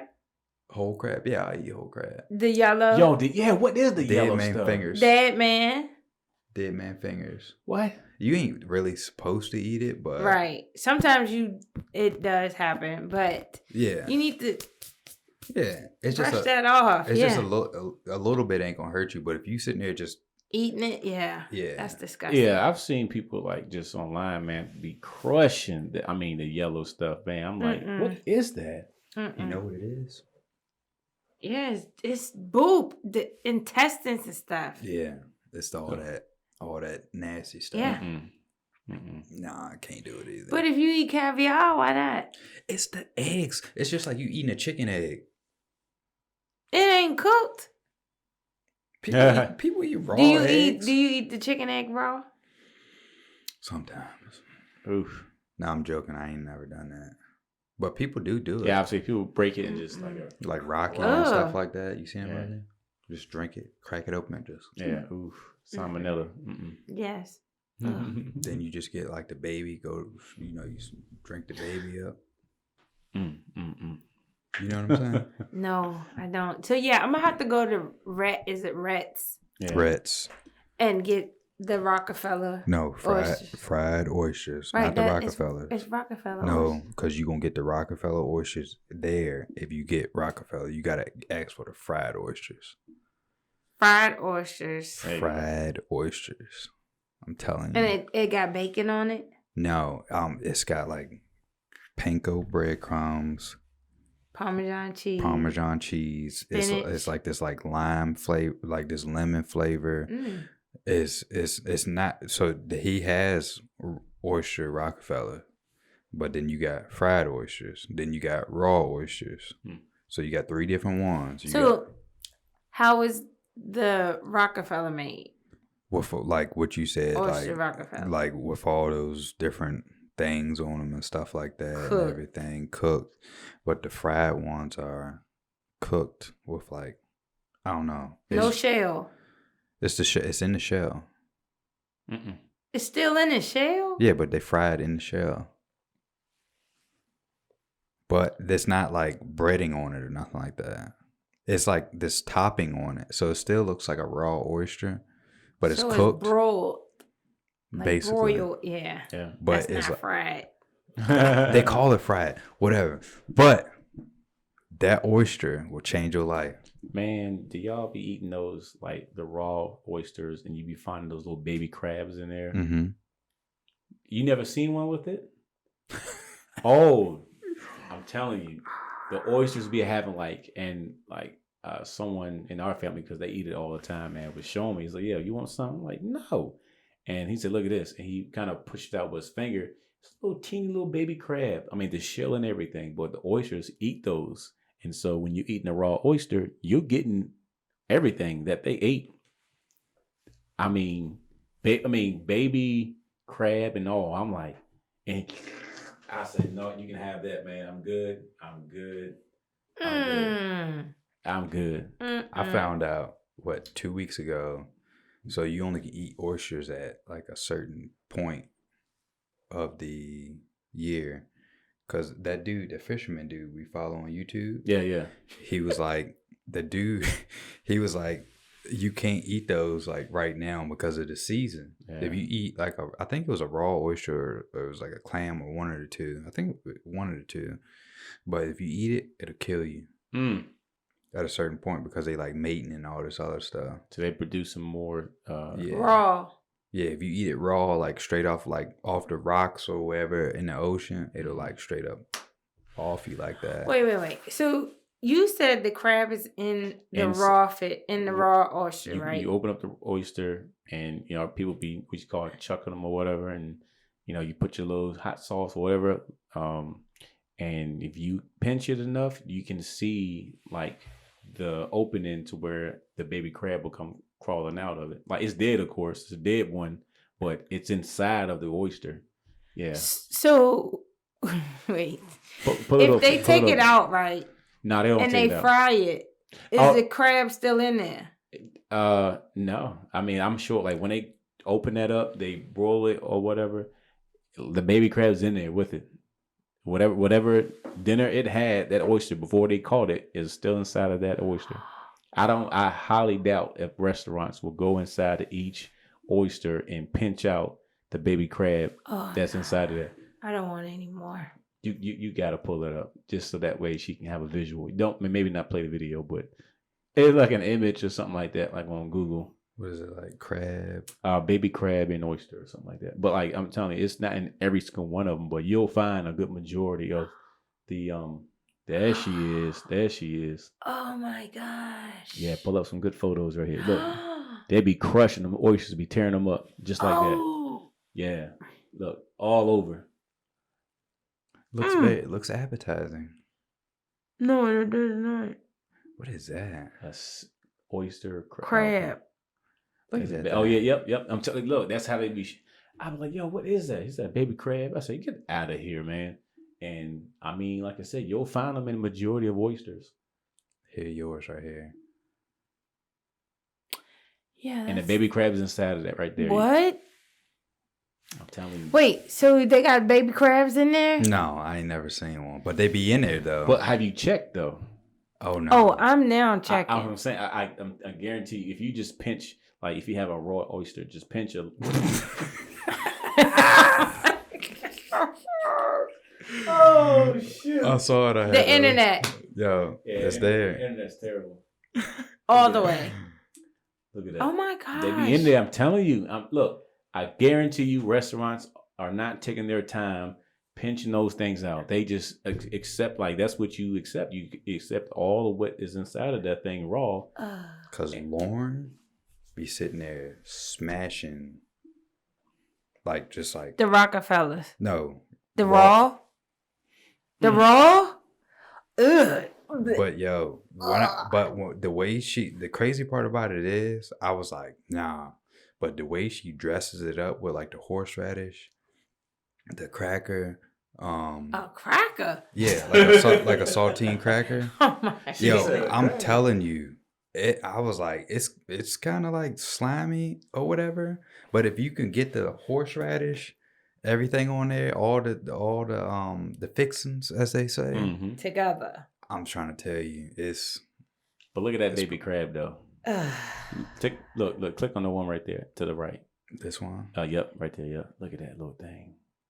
All like up inside of it. It does look like a tick. It probably is a sea tick. Are crabs considered sea ticks? I don't know. That's a good question. I don't know. Let me see what. Oh my gosh, the things that we eat, because I don't think we're supposed to have that. Yeah, that's like a bonus. Oh yeah, I know they've seen these little guys before. Dude, I had one on my leg. Oh, I had one on my leg the other day, man. Last week I had one crawling. How you get one? Fishing outside. Fishing. See, that's what happens when you go fishing. Going through the bushes. But see, like I be on my kayak, right? So I got a nice 12-foot kayak, and normally I'm good. But like this one particular spot, I was on a private pond, and a lot of bushes all around it, and I knew it. I was like, man, I'm gonna have a tick on me.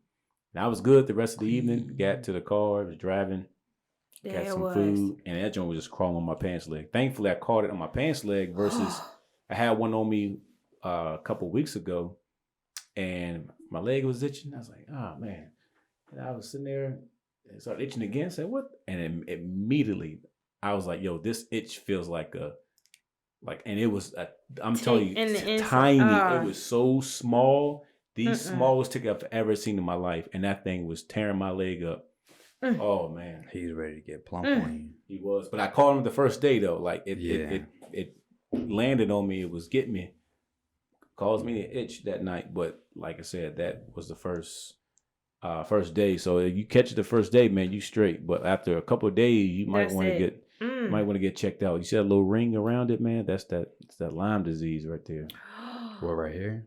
That picture with that person who got that ring around it. You see a little dot right there? Oh yeah, right there. Ooh. Oh, this right here. Yeah, that one right there. Yeah. Oh, that's disgusting. Yeah, man. You definitely got Rocky Mountain fever or something. Yeah, Lyme disease. And people, look, somebody I was talking to the other day, man, their family members in the hospital still, like in ICU off of a tick bite. I'm like, man, that's ain't nothing to play with. So spray yourself up nicely when you're going out in these woods, man. That's crazy. I remember we could just get in a pile of ticks back in the day and be fine. Burning them off your skin. Yeah. Yep. Look at how tiny that one. Go to that first picture again. Dude, I'm telling you, when that thing was on me, bro, it was that size right there. The second one right there. That tiny little thing was tearing me up. I said, you dirty buzzer. Yep. Yeah, it gave me the shakes. No. You done with the tick? Fish eyes and stuff. That's nothing right there. Yo, she killing me with the fish eyes. Hey. She is definitely killing me with the fish eyes. So, you got any more questions for us? Yes. You know what? Uh-oh. Both of you guys are husbands. Yeah. Question for both of you. Ooh. Here we Question go. for both of you. All right. You're young husbands, entrepreneurs, and family and all. Mm-hmm. What is your definition of a husband? Ooh. All right. You want to take that? Or you want me to take that first? I'll take it first. Yeah, you go ahead. So, definition of a good husband, you saying? Right. Or just a husband, like husband. as in husband, God, everything. Sacrificial, humble, loving, forgiving, selfless, compassionate, merciful. I mean, just to name a few words, all of that wrapped into what a husband should be. Now, that's not a lot that a lot of folks really can believe in, but that's what, a good husband should represent, within the family. So that is my thoughts on what a husband should represent. I think a husband should be first and foremost like understanding of life in general, to be able to grasp everything around him. I think a husband should be very dynamic, should be able to almost be a jack of all trades, so you always can keep your family, your wife, and other individuals on their toes, because like you can pull out a lot of tricks and wear a lot of hats. I think a husband should be, like Chad said, very merciful.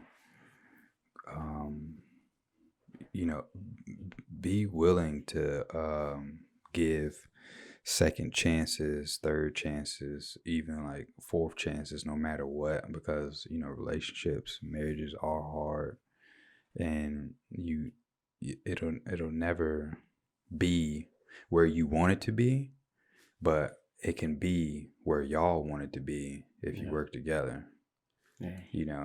So I think the biggest thing for me is that not to throw away the wife or anybody to the side. If you're a husband, take care of your kid. The kids come first, man. And then as much as you show love to your kids, your wife will see that, and she'll love you like twice as hard if you know, taking care of what you're supposed to be taking care of. And I know a lot of people out there are like different, right? You know, so it's like I show my love. Like I had this conversation with somebody. I'm not the type of person that's like all up on you, like, oh, like touch me, like, oh, come here, like I want to cuddle with you. You know, I'm not that type of person. I'm the type of person that's like, when I show you my love, right, you gonna be like, damn, this mama love me. You know, right? I'm not that touchy. Yeah, different love language. Everybody got different love languages. But when you show your love to your wife or your significant other, no matter how you do it, even if you just like playing itsy bitsy spider up her leg, but you better play that shit right. You know what I'm saying? You gotta be doing a body motion like itsy bitsy. You know what I'm saying? But it's like when you a husband, like no matter what y'all go through or what happens in y'all relationship, when you show your wife that love, it better be like 100%, 1,000% to the fullest of your ability to show that you still love that individual. And what, as young men, black, white, Asian, whatever, alien, what helped you to understand that? At the age that you are? Trial and error. For me, I would say, like, I never had that example of what a good husband should represent, you know, in the home. Like my father, he was in my life, you know, but you know, he wasn't married to my mother that long. So like, you know, my mother had, you know, different relationships. Well, one main one, but definitely wasn't the representation of what a good husband, you know, should look like. And so like me growing up, I know I wanted to fulfill that role one day. And I would say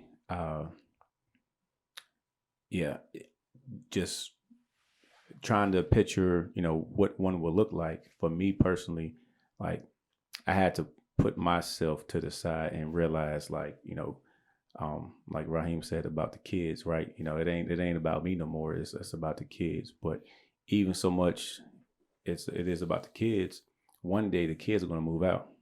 Right. So you got to also invest into, you know, your significant other, because in the end, it's going to be, you know, you two, you know, your kids, like I said, when they grown, I don't want to be around mom. I love y'all, but hey, look, y'all got your own thing going on. Like, you know what I'm saying? Like, so like you want to make sure that that's solid, that foundation is secure as well, because like I said, you know, the kids, you know, as much as we want to hold on to them and keep in the eagle's nest, one day they're going to fly. Yeah. And then, you know, then it's just us looking at each other like, what we going to do? And some relationships, honestly, man, like at our age, you know, don't last, you know, because they didn't set the, you know, those things, you know, that should have been key in the relationship, you know, for themselves in the beginning. You know, they sometimes wait till this last minute, and then one of them just say, hey, I ain't feeling this no more, and then boom, and that's gone. But you know, if you keep your foundation sure, man, you know, for me, keep God in your life, man, is just you know, it's something that's what I know for sure I was missing in my relationship in the very beginning, you know. So yeah, man, that's my spiel. Say, how do we figure this out? How did I figure this out? Right. At the age that you are. Because I'm sure there are men, young men out here that don't know. They haven't been shown. They don't understand the value of a marriage that is first center. God is in the center. And so some of them don't know. And so they may be listening and they would want to know, oh, I didn't think about that. Yeah. I think, you know, my even though my parents been together ever since I was a kid, but my parents always like worked all the time. So it wasn't in hindsight for me to see you know, you see how people love each other and stuff like that, and it's a different thing for you to be able to do it yourself. Yeah. You can see it all you want, but I think by nature of who I am, I never really had to figure that out, because it's always who I've been as an individual. I might have loved multiple people at one time, but you know, it's when it comes down to the reality of the situation, you know, when you have like kids with that person, nothing really separates me from the nature of who I truly am. So I think I know there's learning curves to knowing that life is not easy, right? you know, but all I can do is keep being myself to make it easier on myself, and know that you can't change anybody. Right. You'll never be able to change somebody. But that's one thing that people need to realize. So it's either you do or you don't. You know, you will or you won't. And yeah, so I think it's been, like Chad said, it's been trial and error. But me, the nature of who, I never had to like cringe because I had to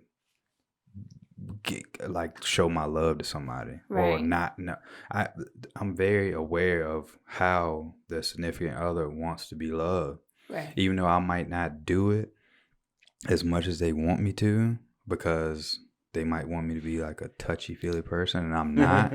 But when it's time, it's like a sneak attack. Like, got you. Like, yo. They like, ooh, where you get that? Where'd that come from? You know what I'm saying? But it's how to make the relationship a whole lot better, and know the time and the place for it. So it's all a learning process. Right. It's all a learning process. So good questions. Yeah, because you're learning every day. Oh yeah. There's something different every single day. Oh yeah. So just by being like the entrepreneur husband. Mm-hmm. Like, what do you put first? Between the job, your passion, your vision, your family. So, Jay, you can go if you want to. Are these hard questions? No, they ain't hard at all. I kind of want to go back to like just like my perspective, just when it comes to like how to juggle and balance out all these things. Like I said about the foundation, if if your foundation is not secure, it's bound to be, you know, demolished. And so like for me, my rock has been God, and you know, from all what I know He's brought me from, you know, of course is never perfect, but every day, you know, I strive to be a better man. Strive to be a better husband, better example, better leader, you know, better father, better husband.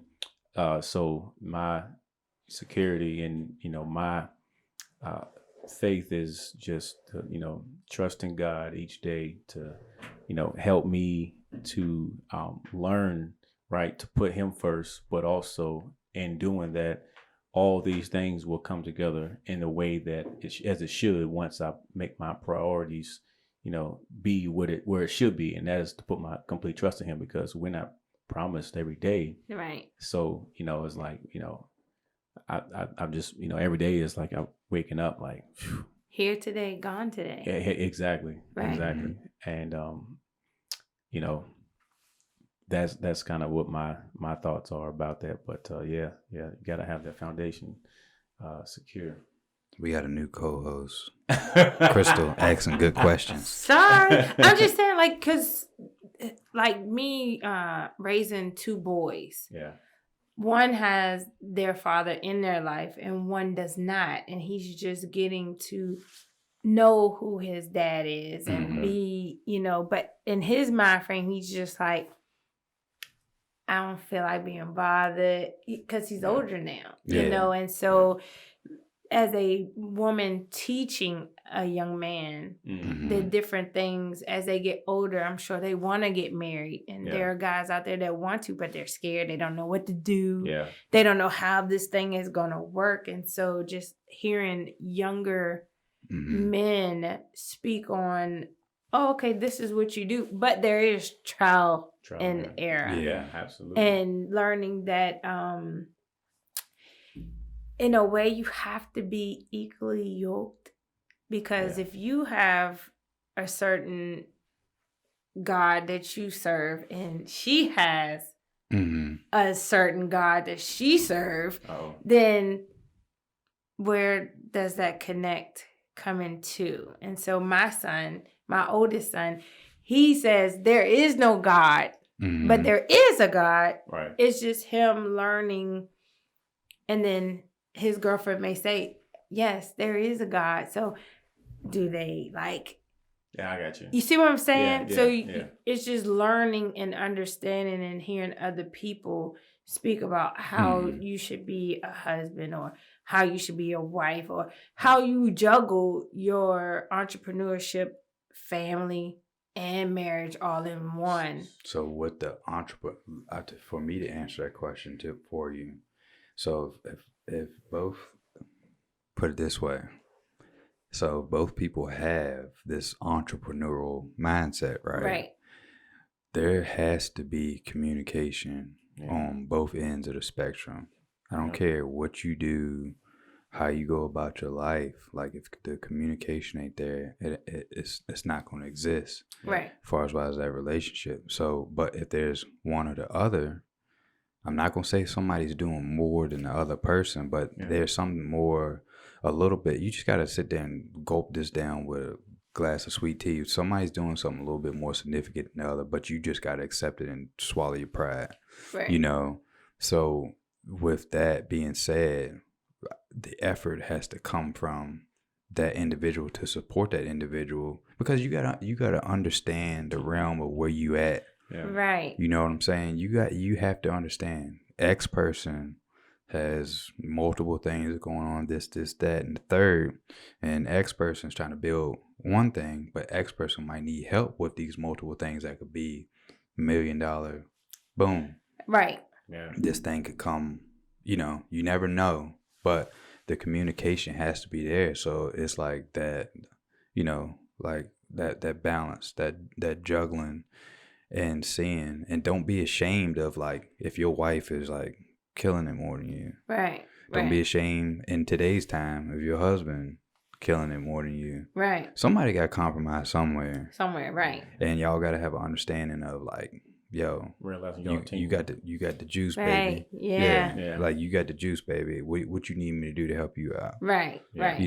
So it's just like, I think people, me and Chad's age, it's the hardest thing is, like, get that shit off your chest. Whatever you got to say it. Yeah. Say it, right. Don't be sitting there hiding behind closed doors. Like, yo, if y'all got to go in there and thug it out. Right. You know what I'm saying? Go say it with your chest. Yeah, go do what you got to do. But I think the biggest thing for, like, younger people our age is, like, communication.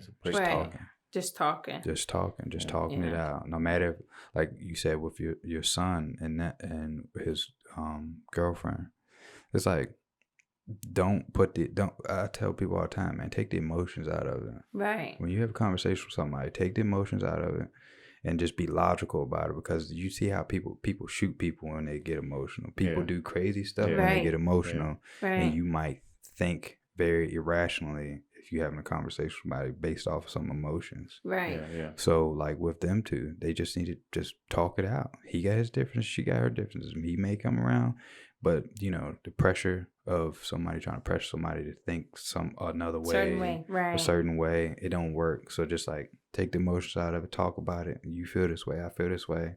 Something will happen. Right. So, just give it. Everything works well with time. Fish eyes, everything. Everything. Crabs in the ocean. Crab legs, everything. See, that's good. Some people don't know or understand those things. That's good. You that's know, good questions, even you could be, I don't know, 50, 60 years old and still not understand. Oh, yeah. That it takes time and it's a lot of work. Mm-hmm. What's crazy, we talk about the communication thing, man, is that, like, and it's sad too, is that, like, most couples or folks don't feel comfortable enough within a relationship to have that open discussion, because, it could be possibly held against them, say, in an argument. So like some people in relationships, man, tend to kind of hold back and not really release what's on their heart, because of that type of, call it trauma, man, of like, and it needs to be dealt with, and if you don't feel safe or comfortable in that moment with your significant other to say what's on your heart, then, that got to be dealt with, man. Right. It's like, if you can't speak your peace, your freedom, in that, where else will you be able to do that? Right. And a coworker and someone else that equals, other problems that can arise in the marriage. So definitely, like you said, the communication is key, man. If it ain't open, it ain't secure with one another, that got to be for sure dealt with, because you don't want it to come from somewhere else. You know what I'm saying? Oh, yeah. Yeah. Yeah. Yeah, that's good, guys. Look at y'all all grown up. You brought it out of us. Yeah, we had to speak our piece, speak our truth on how we feel. Yeah, we needed that. Yeah, because I'm sure there are young guys out here that they want to get married and they don't know, Yeah. because they've never been shown. Don't do it. No, I'm joking. Really? Look, get out. Look. Get out. Run right now. Run. Yeah, and like with my son, I think at times I blame me.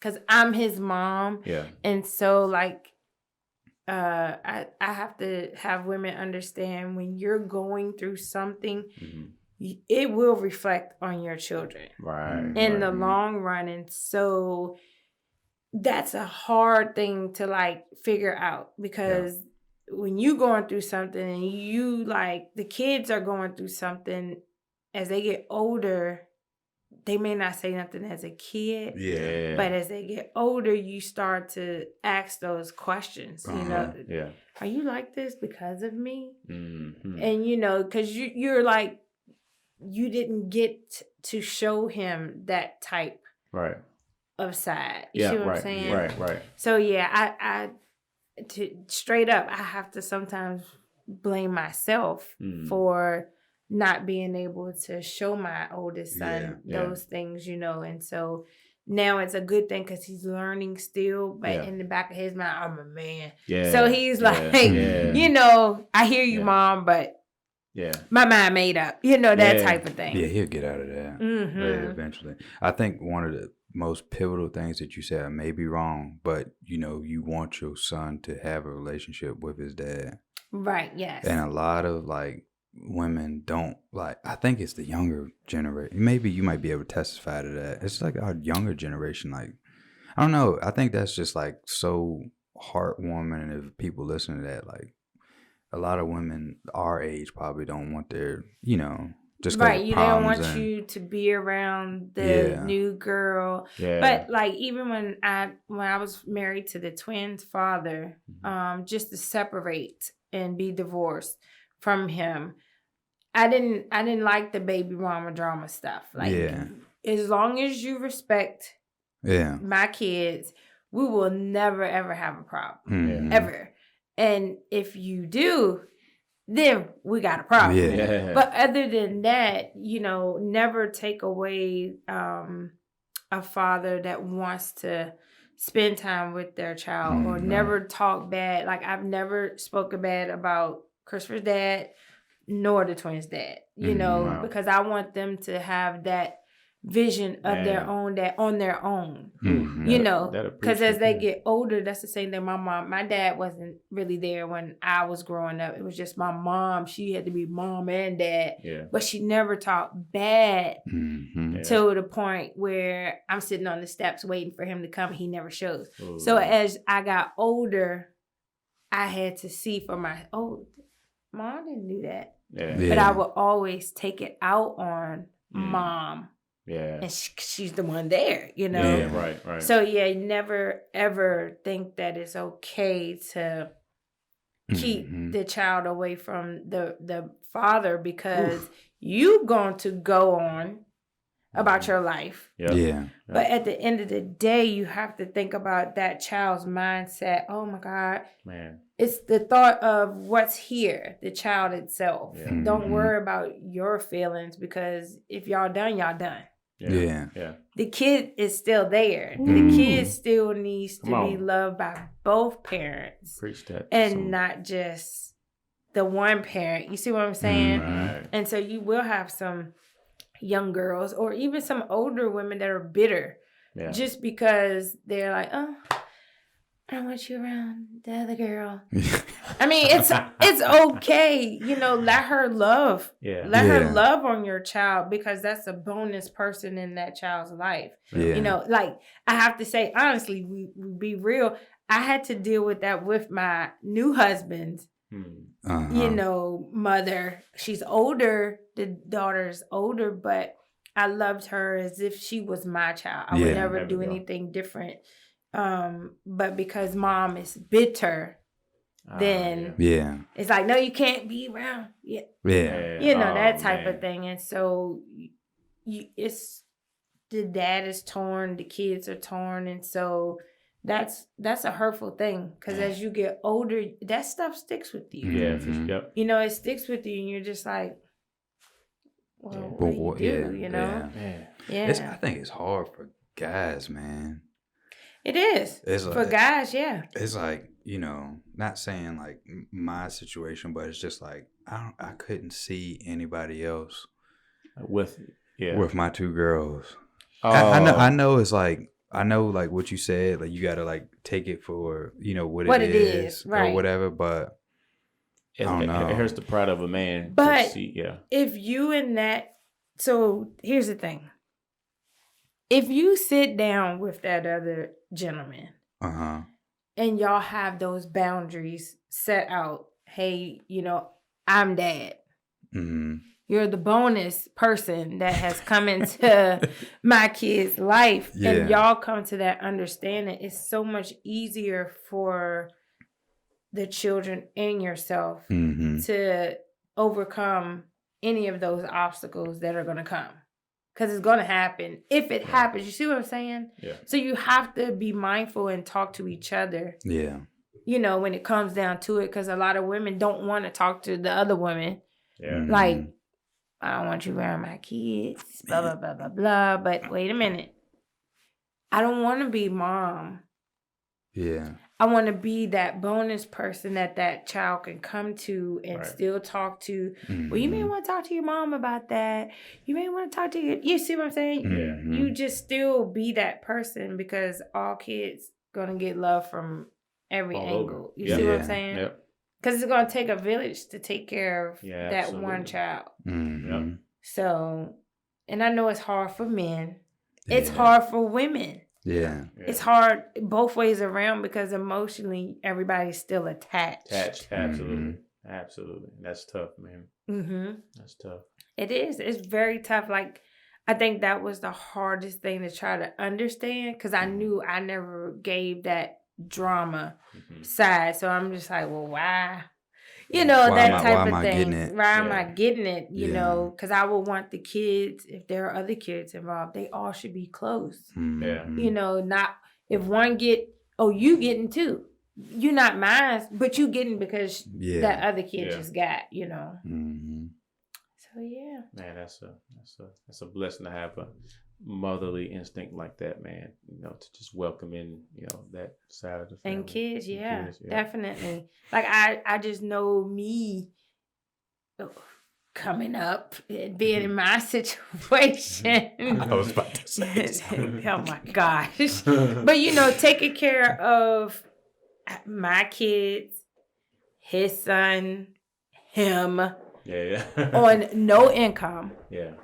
So you have that mindset where you want to be able to make sure everybody's straight, even though you're not really straight. So it's always just stuck with me that, oh, everybody gotta be straight. Like it ain't just my kids. It's this kid, you know, because the children don't ask to be here. Man, that's like truth. That was a very good little monologue there. I like that. They don't. We bring them here. Like I always say to my mom and dad, they be over there geeking out in the shop when they be in there. And I be like, well, who asked for me? And my mama always say your dad did. So when you think about it, your dad asked, but mom raised me. There we go.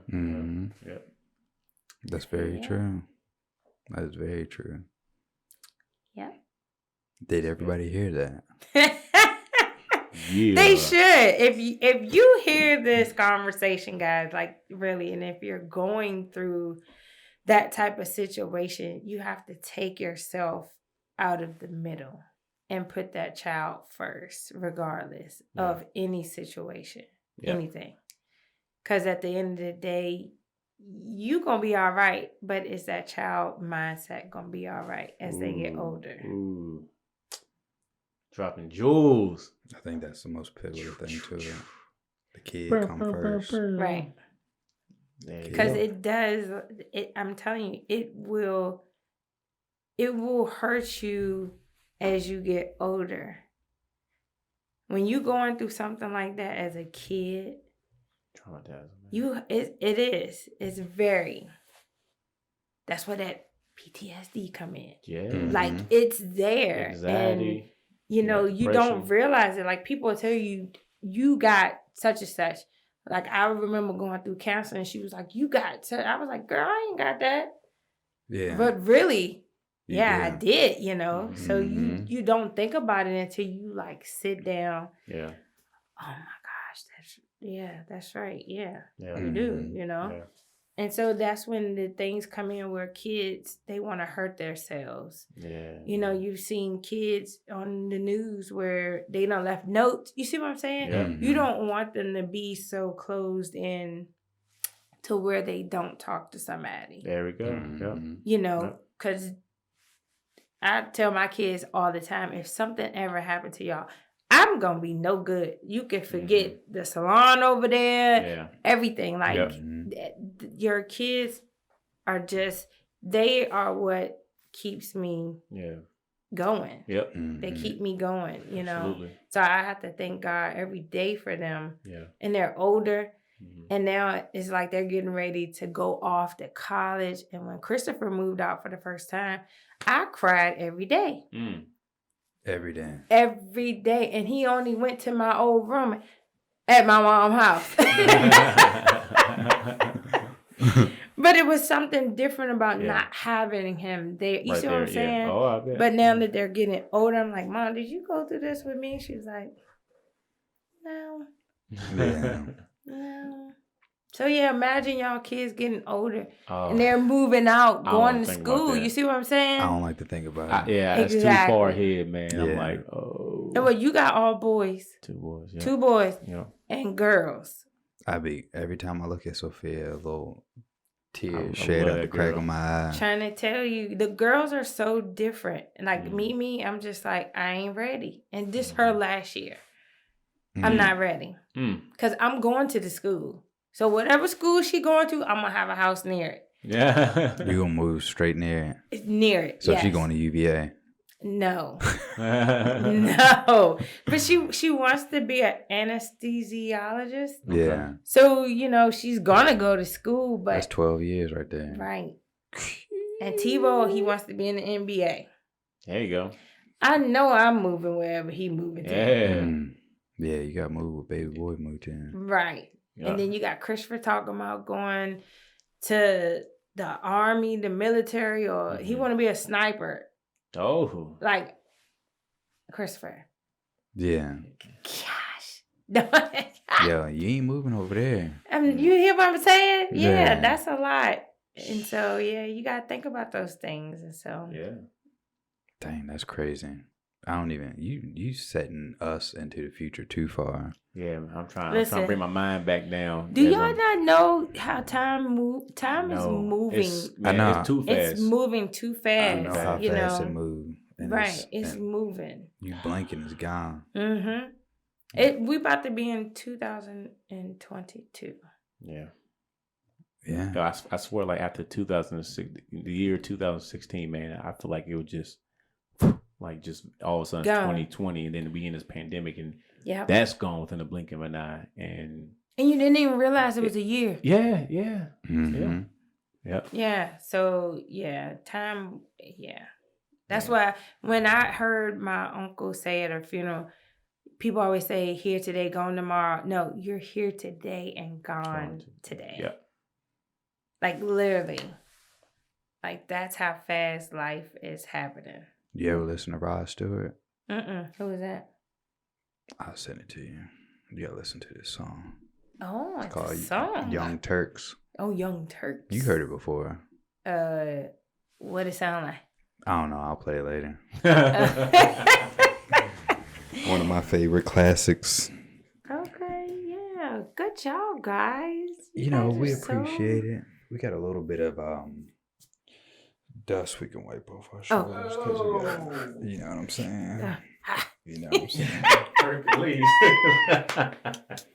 Because we done been around the block a couple times, you know, 31, 32. Oh, y'all are babies. But time flies by so fast. So you a little baby too. Oh, I am. I'm the youngest out of the bunch of girls that I call. You know how you say you got friends? I don't have a lot of friends. And I have the same girls that have been there. And I call there are two sets. There's the country set. That's the orange group. And then there's the Charlottesville set. And that's the blue group. Yeah, where are the Fluvanna people at? But they do say the people around you sometimes the worst ones, you know. But these ones, we pray together. We go to Zoom every Sunday together. If somebody going through something, we are there. It's like a bond that That's good, man. You never experience. You know, you see what I'm saying? No, I don't, because you don't have any Fluvanna people in your crew. But you know what? The Fluvanna crew, I see some of them now. And some will speak to you and some will not. They will still treat you as if they were in high school. And you got somebody that's in the same building as you, and I ain't considered. You know what I'm saying? You see what I've been fishing at? I threw it out there. She never. I think he's already caught the reel. You know, because I call my Fluvanna crew that's in here. He's my brother. There you go. And when I'm talking about him, I say, "Yeah, my brother," and they be like, "Oh, your brother," and I be like, "Yeah." They go, you know. They be like, "That's your brother?" I was like, "Well, yeah," you know. But you don't throw your brother in the corner room and tell him be quiet, though. I mean, I did not do that. He's never going to let that is something he's never going to let that down. Because that did not happen. A story that I'm going to stick with for the he's rest of my life. He's sticking with it. Like that's what he always say. He's sticking with it. Mm-hmm. But me, it was funny how I got to reconnect back with him because it was like, Ryan take pictures? What? He do what? And it was like, where that boy been? Yeah. You know? Because I never really saw you anymore. And it was like, did he go off to school somewhere? Where he at? Mm-hmm. But then, you know, he right here. Yeah. He's like right here. And I always say to him, I'm so proud of him for just being the entrepreneur that he is. Yeah. That's why I never hesitate. Oh, we gonna go somewhere. You going somewhere. Yeah. And I'm gonna talk about it to everybody that I see. Yeah. Oh, you need pictures? Oh, you getting your hair done? Right here. He right here in the building going on over there. You see what I'm saying? Mm-hmm. So you always, it's always a connection some way, somehow. Yeah. And you never question it because you don't know where God is going to take it. You see what I'm saying? Yeah. So, you know, you always have to remember, like, you take the people with you wherever you're going. And that's only if they want to go. Right. Because don't everybody want to go, you know, and sometimes you have to leave your friends behind. Yeah. You know, because you come out and get them, I'm going to be back. You may not come back because they still not ready. Yeah. So, you know, you just, whoever you're connected with, you make sure that if they're ready, you take them with you. Mm-hmm. Yeah. You take them with you. So, and if you ain't ready, you stay in here. My wings is always ready to fly. At all times. Well, we appreciate you.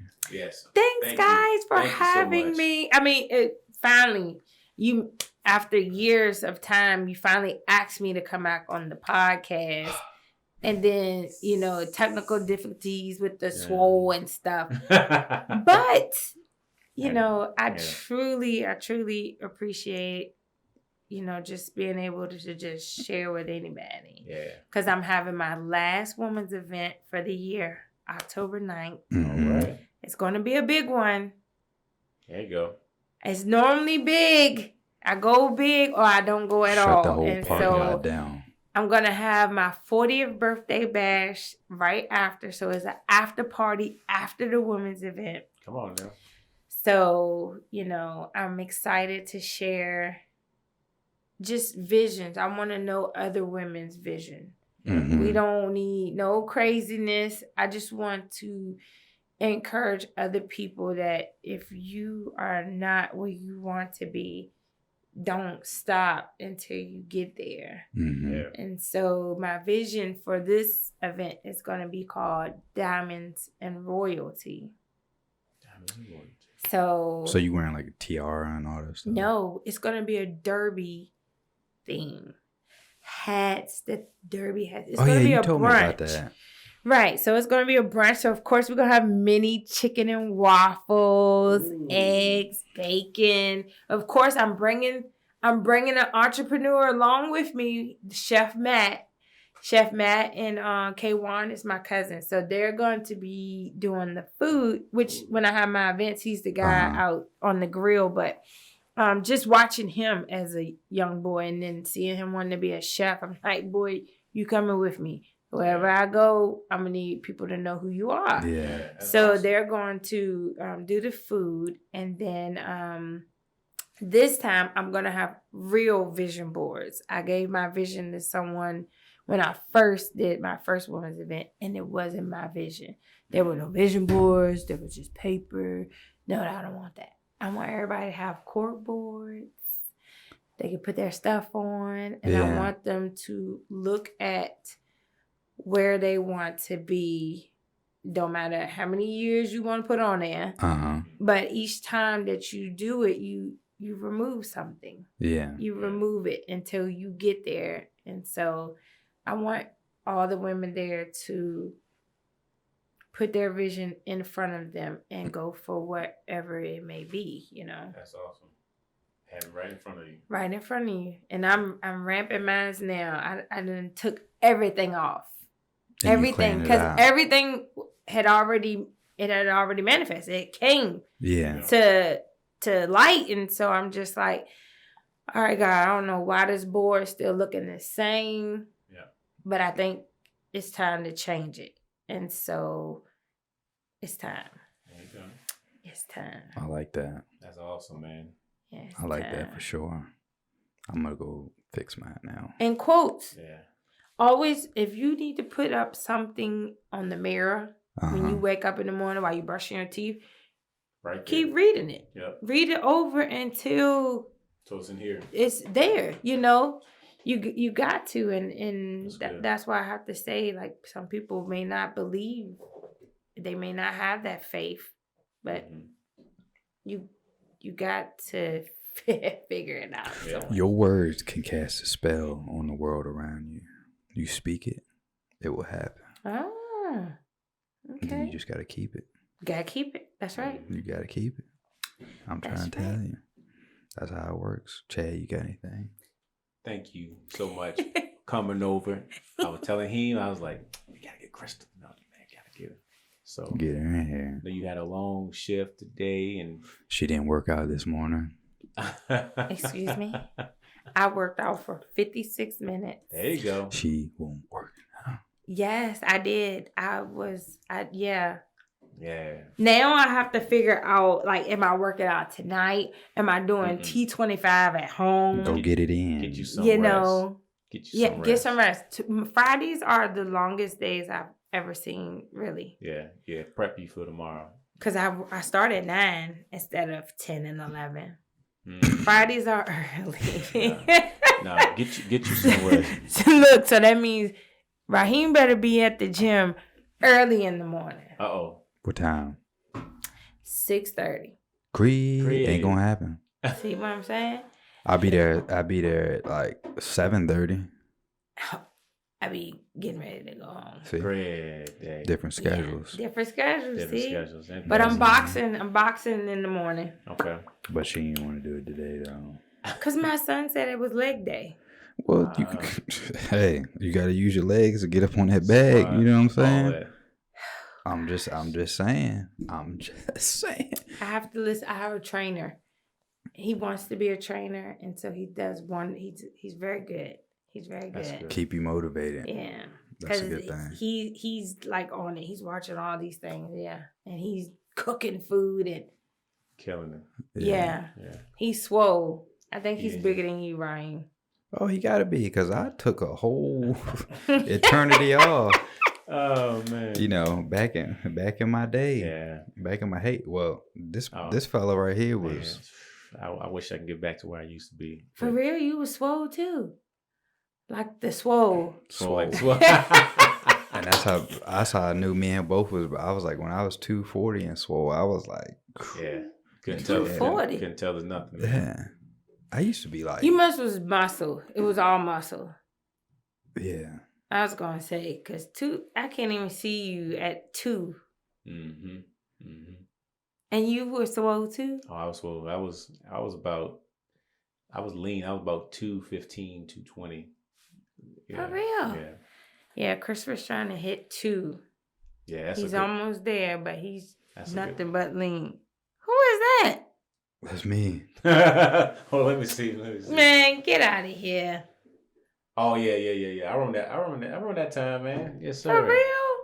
I don't know if I got any pictures on my phone. I was hulking. I was 240 pounds. That looked like the Hulk. I was beast mode. And see, he had all the hair. Yeah, oh yeah. So imagine that fella right there cutting off it. I ain't got no hair on my head.